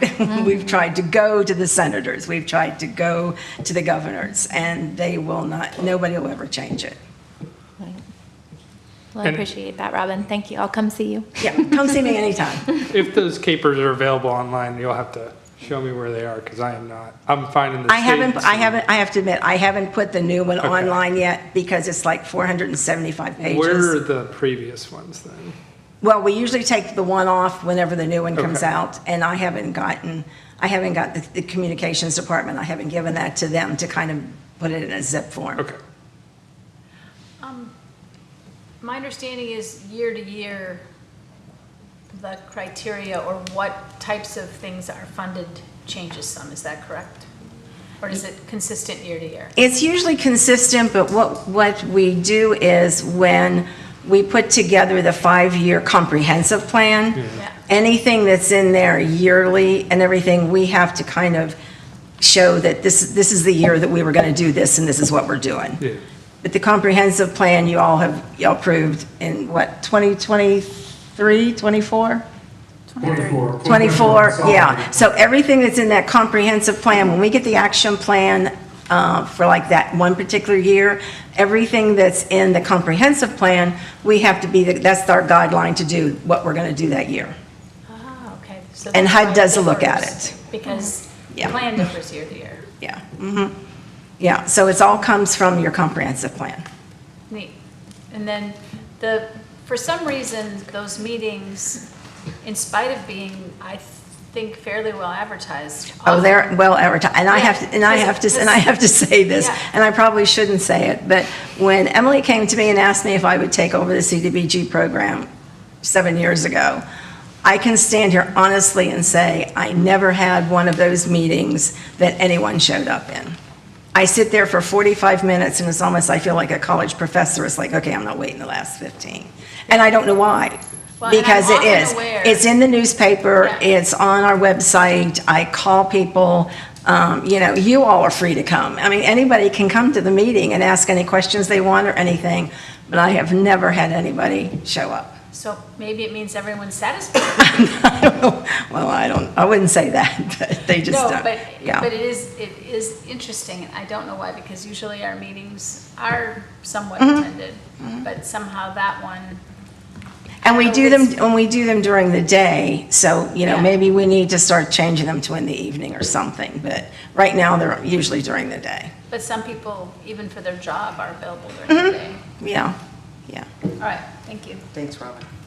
Anything If I could just add some color to that. So Morgantown is not unique where there's a lack of participation during the annual action plans. The 5-year consolidated plan, there is a lot of participation. Okay. For instance, we, with the exception of Charleston and Parkersburg, we are preparing the annual action plans for 6 of the municipalities in West Virginia. And we have one, I think it was Wheeling, that had one person appear at the public hearing this year. And that's not just Morgantown or not just West Virginia, it's very, very common. The annual action plans, just, there's not a lot of interest, even with great effort, to get people to come to the public hearing. The public needs meeting, that first one, usually there's a little bit more interest because some of the applicants or potential applicants will come and try to learn more about the program and see if they might be interested in applying for funds. But the public hearing, that's not unique to Morgantown. Great. Thank you, Robin. Thanks, Robin. Thank you, Chris. Nothing else on this item? No, ma'am, thank you. All right, we have no public hearings this evening. Our unfinished business is one item, boards and commissions. I believe we have a few nominations for boards and commissions. Councilor Hollingshead, did you have? I do. I'd like to nominate Ruth Quigley for the Ward and Boundaries Commission. Second. All in favor? Yes? Great. I'd like to nominate Alex Panger to the Ward and Boundaries Commission and the Tree Board. Second. All in favor? Yes? Great. And one more? I'd like to nominate Cody Woodring to the tree board. Second.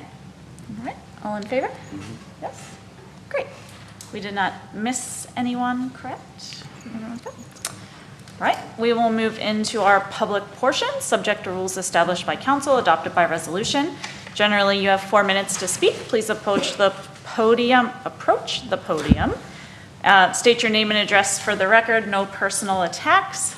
There is a sign-up sheet, but that is not a requirement to speak, which is good, there's no one on it. Is there anyone wishing to speak this evening? Sorry, I was late. I'm for the National Youth Advocate Program or the proclamation. I went to the courthouse. Oh. My bad. Yep, that's okay. Now you know where we are. I do. And I know a lot of your names. I know Christine's probably heard my name before. I used to work for the paper. I did your legal ads. So I know all of your names. I just haven't seen your faces. Well, my new job, I work for the National Youth Advocate Program, and as the proclamation stated earlier, May is National Foster Parent Appreciation Month, and we just appreciate you guys, filing that for us and presenting that. It really does mean more than just a piece of paper. It means, your support to the children in the county and across the state, and to the parents that need them as well. The most current numbers today that I could find, there's about 250 children just in Mon County alone in the foster care system. The whole state is about 6,000. So there's multiple agencies across the state. My agency has roughly about 130 homes or so, and definitely not enough. So like I said, that is more than just a piece of paper in us. It's your support, and we thank you. Thank you. Thank you. Might we suspend the rules to present? Yes.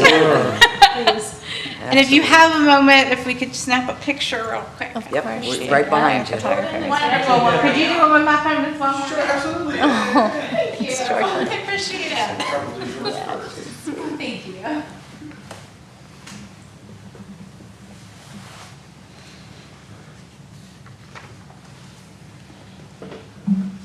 I appreciate the suspending the rules.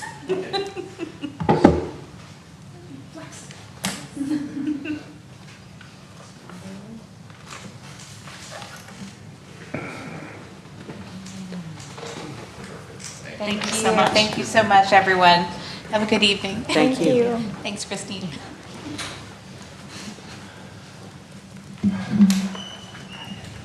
Anyone else wishing to speak? Good evening, everybody. Cal Carlson, 814 Ridgeway Avenue. I came to speak about the elections ordinance that's on the agenda for tonight on first reading. I sent you an email last night with some of my feedback about it. I really appreciate from the time last summer when you first proposed it, you know, kind of refining it. I do have one piece of it that I have some concerns about. I think starting with the 2032 election cycle, as the SB 50 was amended to have, you know, be the final deadline for it, I think that would make the most sense, especially for a municipality like Morgantown. Some of the other municipalities in our county who have already moved to the county ballot, they're basically all within one precinct. And Morgantown, I believe, is split into 9 different precincts. We have 7 wards. So thinking about how, you know, are wards going to align with precincts? Are we going to potentially look at our Ward and Boundaries Commission and move from going every other year, looking at the boundaries, to maybe once every 10 years like the legislature does with redistricting? So that's just some of my feedback about that. And also with that, that also allows more collaboration with our county clerk, with you know, geospatial staff, making sure that the numbers that you start with, instead of starting in 2030, where you're still using the old census numbers from 2020 and everything, start fresh with the 2030 census. Start with the 2031 redistricting. That way it's one big, easy transition for everybody instead of grouping it back and forth. So thank you all for your time and consideration. Thank you. Thank you. Anyone else wishing to speak this evening? Everyone else is down. All right, we will close this public portion. We will move into the consent agenda. There are 4 items on the consent agenda this evening. I will read through each item. If any council person has a specific item they wish to pull off of the agenda to consider individually, they can do that. Otherwise, we will entertain a motion and vote on these items all together. Item A, consideration of approval of a resolution amending fiscal year 25-2026 budget for the Morgantown Municipal Sales and Use Tax Fund, Revision 1. Item B, consideration of approval of a resolution amending the fiscal year 2025-2026 budget for the Morgantown Capital Escrow Fund, Revision number 7. Item C, consideration of approval of a resolution amending the fiscal year 2025-2026 budget for the Morgantown General Fund, Revision number 5. And item D, consideration of approval of a resolution amending fiscal year 2025-2026 budget for the Met Theater Fund, Revision number 1. Move to approve. Second. Thank you. Clerk Wade? Yes. Jody Hollingshead? Yes. Weezy Michael? Yes. Jenny Celine? Yes. Mark Downs? Yes. Deputy Mayor Butcher? Yes. Mayor Trumbull? Yes, passes 6-0. And I believe City Manager Miller would like to take a moment. Yes, if I may briefly, if John and Jennifer, if you don't mind coming up real quickly to the podium. I know this was a consent item, but I did want to take a moment to recognize that Mr. Ferguson, this is his last meeting with us today, so I wanted to take some time to acknowledge the dedication that he has put in over the last several years to the city. Certainly, I know he has made my first year coming to the city better. He works closely with departments. He always is willing to take the time to sit down with them and explain items. He doesn't hesitate to dig into items and deal with difficult issues as they arise and try to find solutions. So we're extremely happy for him in his next opportunity, but he will be missed. So wanting to take that time to make that public recognition. And if you haven't had the chance, I did want to introduce you to Jennifer Street. She is our Assistant Finance Director and will be assuming the role of the Interim Finance Director for the time being. Yeah. Thank you. Thank you. Thank you. Thank you both. Appreciate Thank you, you, John. Thank you. Appreciate you, John. Jennifer's going to do great. If she's under you, we know she will. Thank you. Thank you, She's Mayor. a brave soul. I figured I'd want it before they squeezed out, so thank you for that moment. Right. We have no special committee reports this evening. We will move into new business. Item A, consideration of approval of a first reading of an ordinance of the City of Morgantown amending the city charter to require elections to be held on the May primary election date. Attorney Slenderson? Thank you, Mayor. This ordinance will move the city election date from its current April odd year date to the May primary election date in even years in the future. As Council has discussed before, in 2025, the state legislature passed Senate Bill 50, which required that all municipal elections move to either the May statewide primary date or the November general election date, beginning at latest in 2032. In this past session, 2026, the legislature updated those amendments, recognizing that there are some necessary transition provisions and that those involve often amending city charters. So those updates in part provided a mechanism to ensure that governing bodies could make the necessary changes in the time required by Senate Bill 50. Basically providing that any changes that are necessary to comply with the law can be made by adopting a conformity ordinance that does not require following the ordinary procedures for amendment of the charter. And so generally those transition provisions are going to be an interim transitional term that allows cities to resequence their council member terms so that they can move to an even year date. Many are not, or we're not currently on an even year date, and then setting those new election dates. So this ordinance in front of council is set up to comply with those new requirements, which are now in West Virginia Code 8-5-5 subsection F. In substance, what it will do is continue the city's elections in 2027 and 2029, but instead of an election for a 4-year term at those elections, there will be an election for an interim 3-year term. You have the odd number of wards elected in 2027 for a 3-year term ending in 2030, and the even numbered wards elected in 2029 for a 3-year term ending in 2032. Beginning in 2030, there would be an election conducted on the May primary date, and then every 2 years thereafter. The city would continue with its existing staggered terms for council members and continue otherwise with its election process. This ordinance also makes other necessary references to state code dates, but otherwise leaves the city election process in place as much as possible.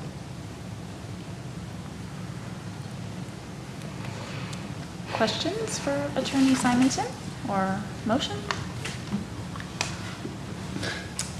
As part of our due diligence, have we conferred with the county about prospective redistricting, precinct changes, administrative impacts?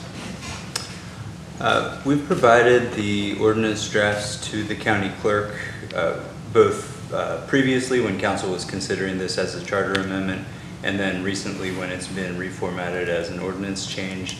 I know the county clerk was not able to devote substantial time to that this current version due to conducting those May elections, but I think the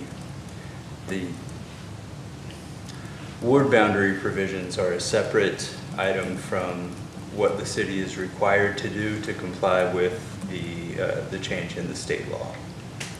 Sure, but if we have the opportunity to minimize those impacts, those prospective impacts, and we're not under any schedule pressure to do this, does it make sense to allow us time now that the election is behind us to do a little more due diligence? Well, so the ward boundaries will be set by council after a report of the Ward Boundary Commission for upcoming elections in 2027, 2029, and then 2030 and going forward. Those dates and proceedings aren't impacted by this ordinance. Right, understood.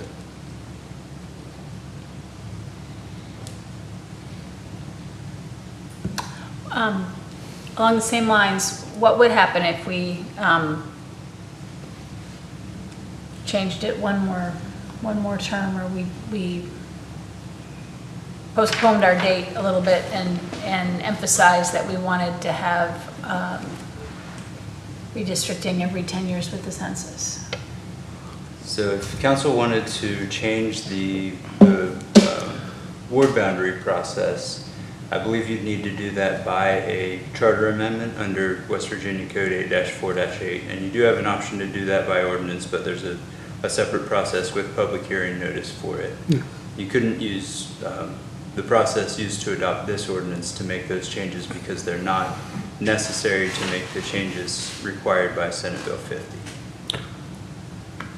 Currently, they have to, the Ward and Boundary Commission has to prepare a report on September 30th on each even year.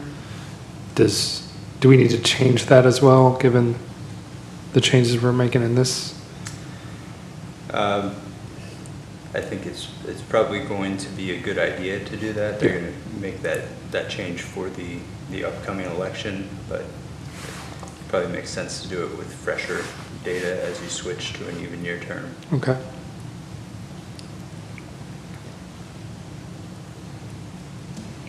It seems like it's necessary to make that change. So you're just saying we would make that change subsequent rather than with this?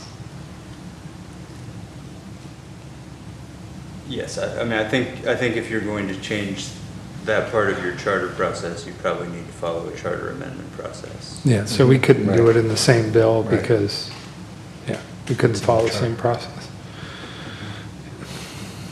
It's kind of necessary to make it work. I mean, it's interesting We should do that too. that it wouldn't be part of this.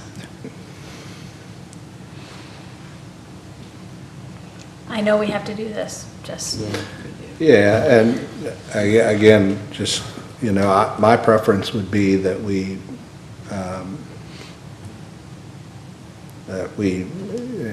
take the time to do a little more due diligence, coordination with the county, consideration of the things that Mr. Carlson brought up, because, I understand we don't know what's going to happen, but I'd like to have their perspective, and if we haven't done that, then. You wanting to make some sort of a. Yeah, I mean, motion, I'd like to see this change tabled for now. Do we want to table it or just refrain from voting on it? Doesn't matter. The option of council, either would be Okay. fine. I'll second a table. Clerk White?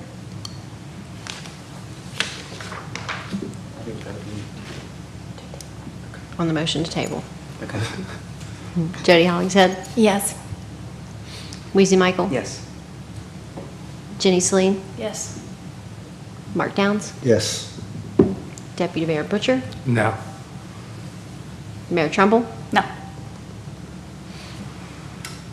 That passes 4-2. We will move on to item B, consideration of approval of a first reading of an ordinance amending Article 153, conversion therapy. Thank you, Mayor. The city's Human Rights Code currently includes a definition of conversion therapy and also defines conversion therapy practiced by a therapist with a minor as a discriminatory practice that's regulated by the Human Rights Code and enforceable by the Human Rights Commission. The city in the past worked with the commission as well as ACLU of West Virginia to adopt that definition along with a few other West Virginia cities.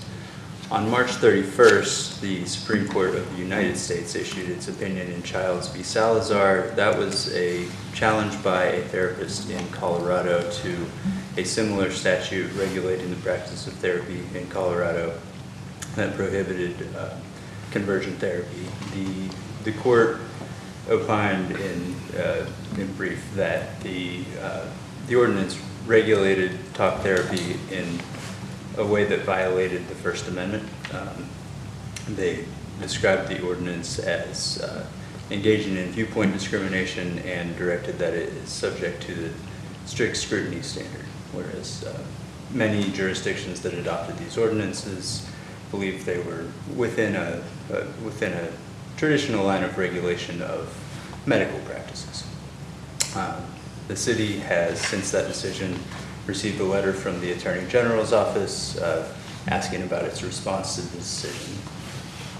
The ordinance before council tonight changes the definition of conversion therapy in the city code to exclude from that definition talk therapy when practiced without any other therapeutic modalities, which is intended to conform to the Supreme Court opinion indicating that talk therapy is protected speech that cannot be regulated in the way that these statutes do. If council has any questions, I'd be happy to address those. Questions for Attorney Simonton?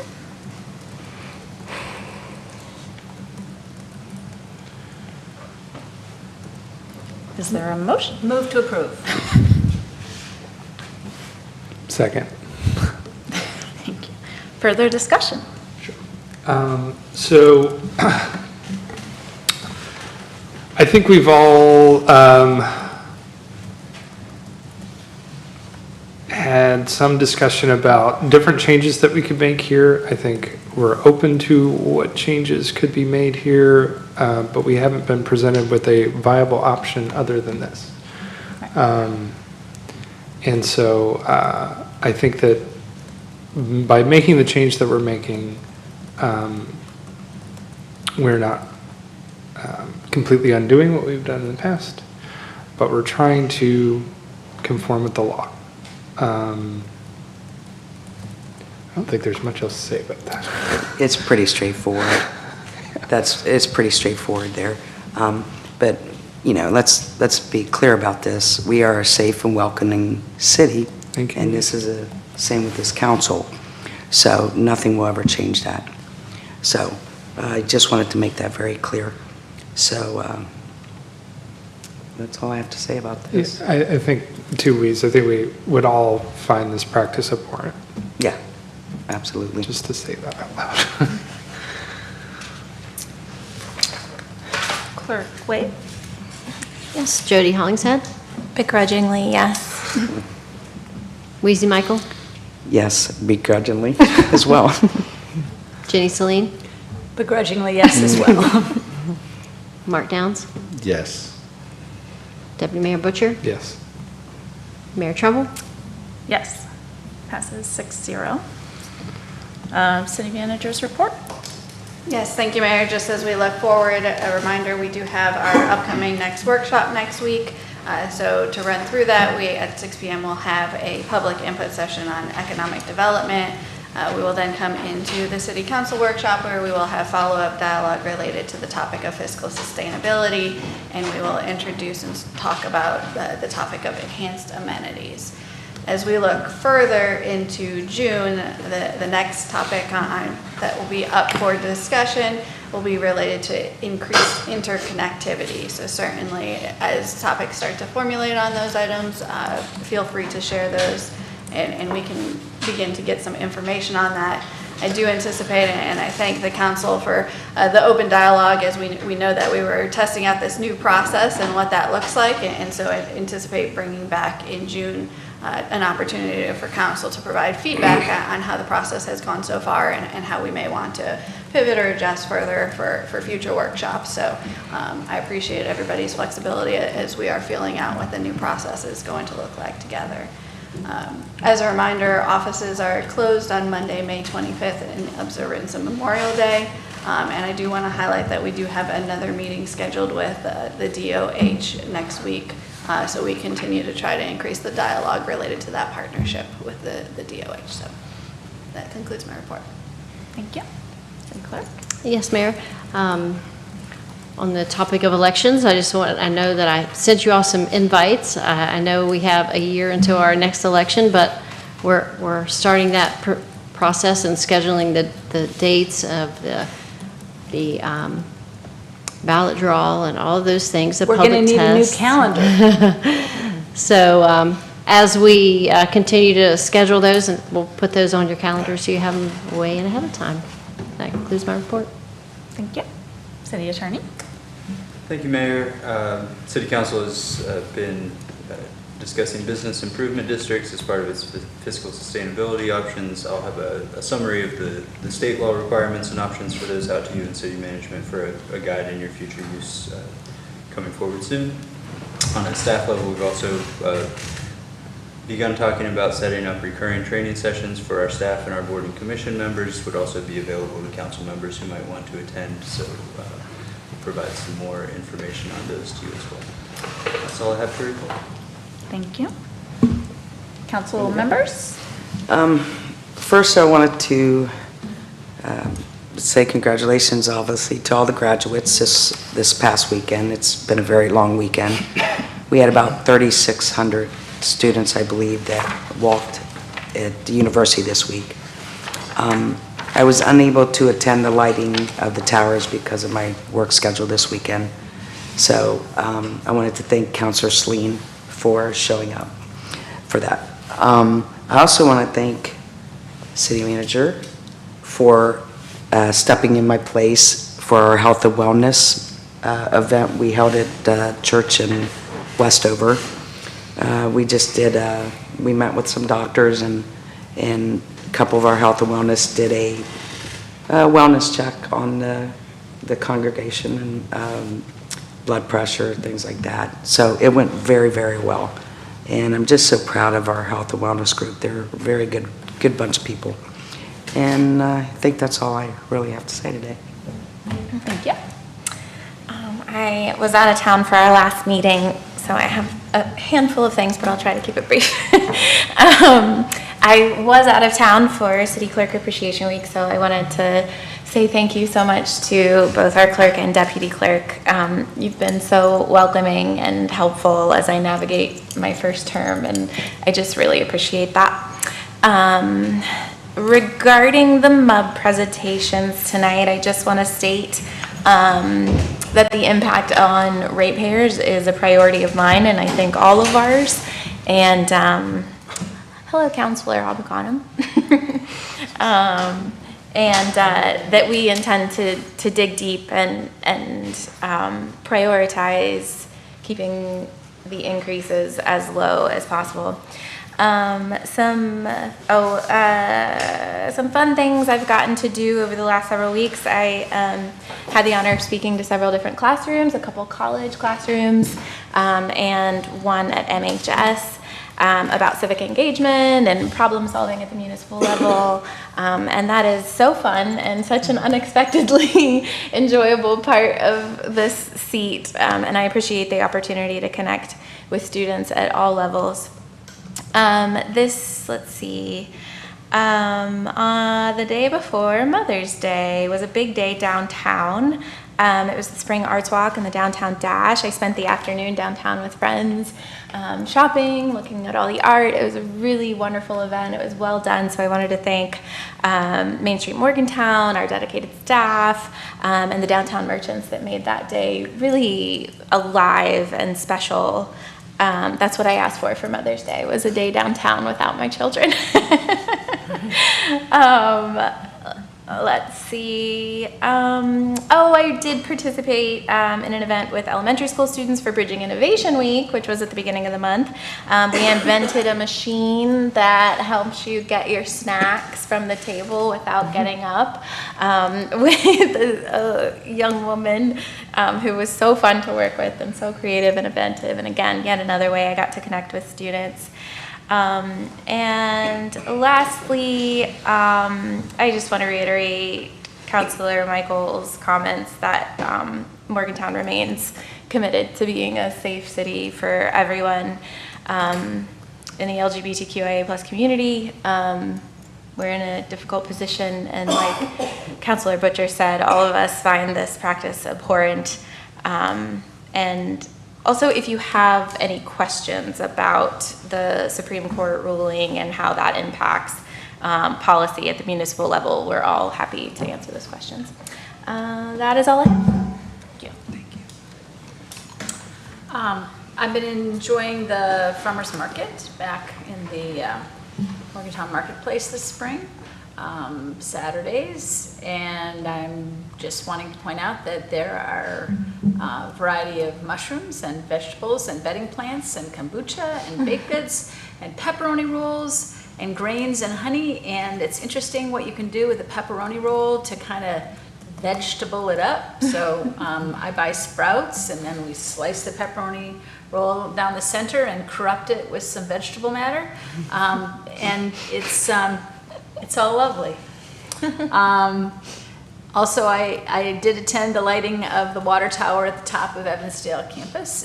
It now has lights behind the WV, and President Benson and a patient from the Children's Hospital lit it together, which was really nice. And the Evansdale neighborhood showed up and enjoyed some, I don't know what you call them, slushies, cone ice, and popcorn, and lots of nice conversation.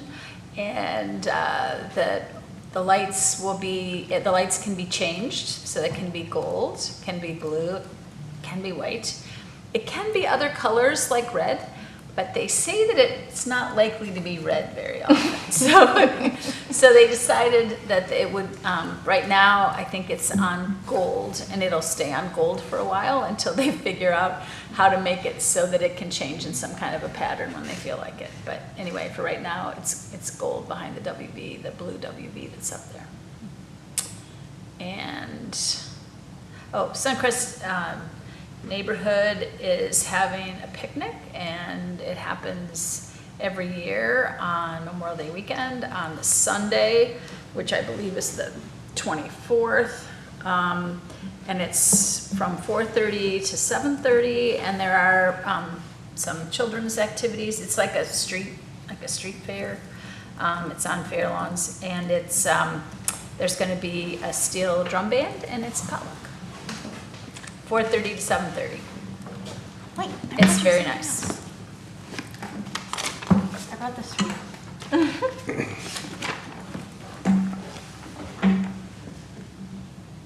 Oh, yeah, no, I know about that. Okay.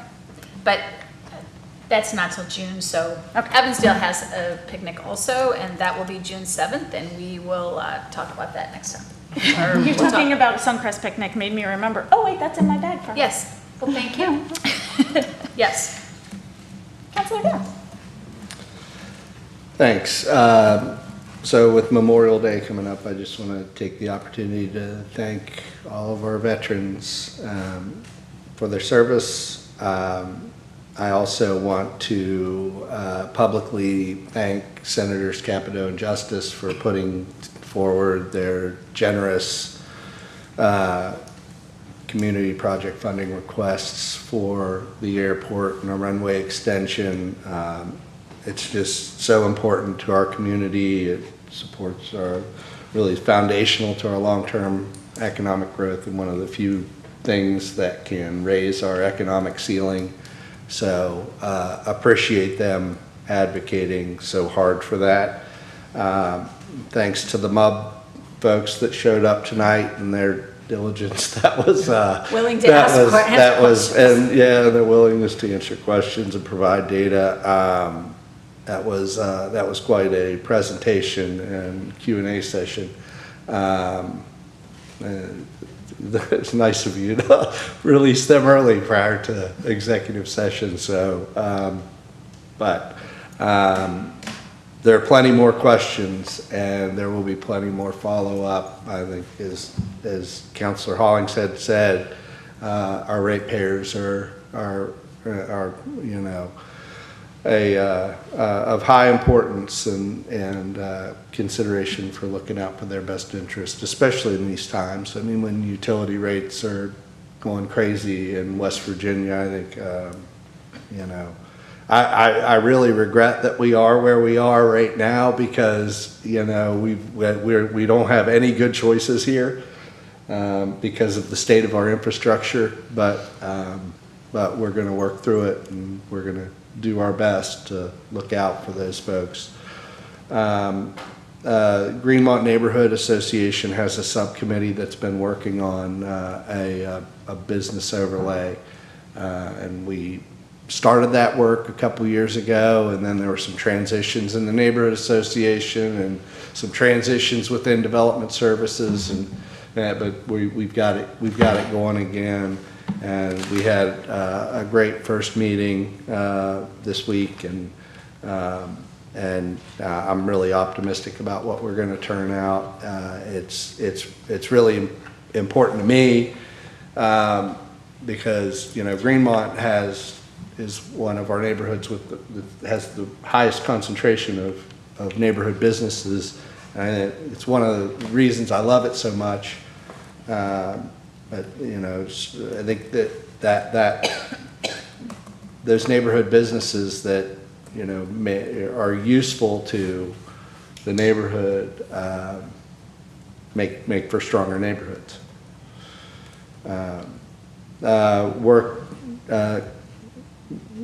City Manager Miller and I worked with the police department, MPD, Morgantown Police Department, and Chief Powell to talk about data and reporting to satisfy some a request that's been coming from the Civilian Police Review and Advisory Board for quite some time. I think we're well on our way towards maybe not satisfying all of their requests and all those asks, but I think we're going to get a long way towards it. And I just want to highlight that that's been a real. I think this will have been a real success for the subcommittee and the work that we've been doing, and it's really just foundational to communication. Is communication's the foundation of it, and when we sit down with each other and talk, and we can solve a lot of problems. Last thing is volunteered with Mayor Trumbull this weekend at an event that was hosted by Sleep in Heavenly Peace. It's an organization that builds beds for kids in need, and the event was put on it was a memorial bed build in honor of a dear friend and former Greenmont Neighborhood Association co-chair, Chris Boland, and he was just a selfless, wonderful person that loved his community and loved giving back. So it was quite an honor to participate in that. Thanks. Regarding some of the things we heard from the meeting tonight, I think I have two similar requests from some of our reports tonight, which is I'd like to know what progress we've made from MUB's previous long-term control plan. I think Mark had sort of mentioned that, and what held us back in those respects. Funding was obviously a challenge, but what other factors were holding us back? It appears to be a very similar plan that we're bringing forward now. And the same thing with CDBG. I'd like to see our past performance on those. To go back to the MUB thing, I do question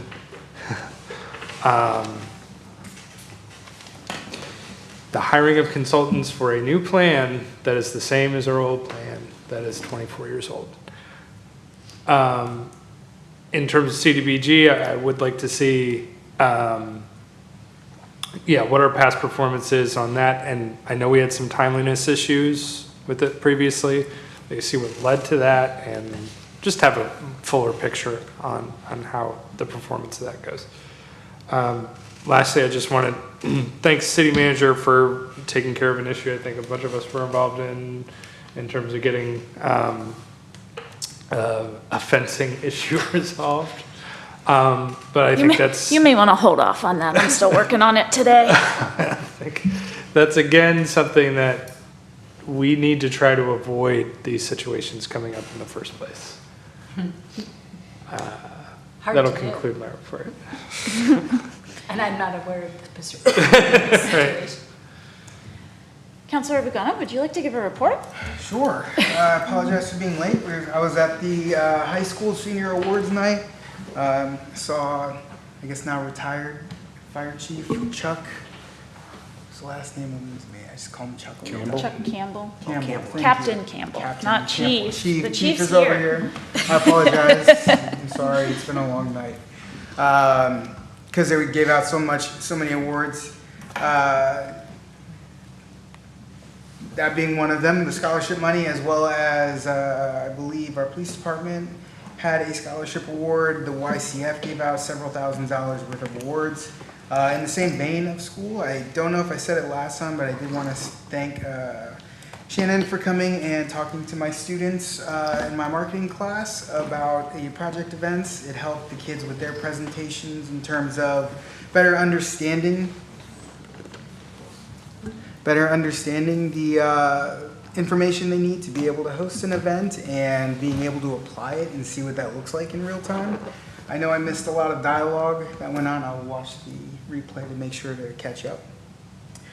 So I won't make any comments. I also did want to take a second to congratulate everybody that won their primary and also thank those that didn't win for even taking the time to run, because that requires a certain level of vulnerability to be able to put yourself out there to the community, and I genuinely appreciate that. And graduation, traffic to be aware of. Graduation is next Friday at Morgantown High School, or not next Friday, this Friday at 7 p.m. So that area will be a bit of a mess. And June 13th, so we are almost 2 weeks out from our first ward yard sale. There is a Google form online for people to fill out to have their houses and homes listed on our Google map. And the Google map will be put around the neighborhood so people can figure out where to find their next treasure. And we will also have an information table set up for our neighborhood association for anybody wishing to become a bigger part of our community, as well as helping with things like our cemetery or revitalizing with our mosaic award that the neighbors got. And that concludes my report. Thank you.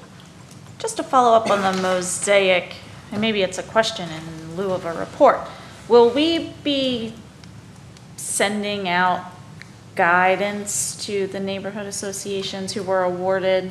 Yes, there will be a scheduled orientation process to kind of run through with each project and follow-up documentation. Similar to letters that we issue for our community partners through the budget process, we will have those letters go out as well and make sure that they're prepared and informed of any checkpoints and any type of closeout process as well. We will make sure that we are sitting down and walking through that. Okay, great. I know First Ward has already kind of started some of their in-kind donations, and Fifth Ward was asking me about the process. I don't know. A couple of items maybe I should have mentioned under correspondence, but correspondence was a little heavy. I received, as well as a couple of other people within the city, but I didn't see very many council people on here. The Gene Vance Jr. Foundation co-founder Jamie Vance Mink sent a letter just expressing gratitude for us and others who have recognized Gene Vance Jr. Day. So wanted to bring that to council's attention. I can forward it along if you would like to read it. It just came through yesterday. That's his sister. Yesterday at 10:09. I'll forward it. I was also called and mailed a letter by the mayor of Ripley. Turns out lots of communities love parades. She is trying to organize a Heart of West Virginia parade on West Virginia Day, Saturday, June 20th. She is working to get a representative from each county to participate, and she has invited us if we would like to participate, so I can also scan that and send. I'm going to try tentatively. We'll see. The only other thing I want to mention is the Woodburn Association of Neighbors is having a neighbor mixer just kind of a drop-in meet and greet, happy hour kind of thing on Monday, June 1st at 6 p.m. at Mario's on the patio. The neighborhood association will be providing some appetizers, just kind of come out and meet the neighborhood, and you all are invited if you wish to attend. That's all I had. Is there someone willing to move us into executive session? Pursuant to West Virginia State Code Section 6-9A4B12, to discuss potential or pending litigation, as well as to discuss matters for boards and commissions, I move we go to executive session. Thank you. Second. Thank you. We'll take a brief recess and then go.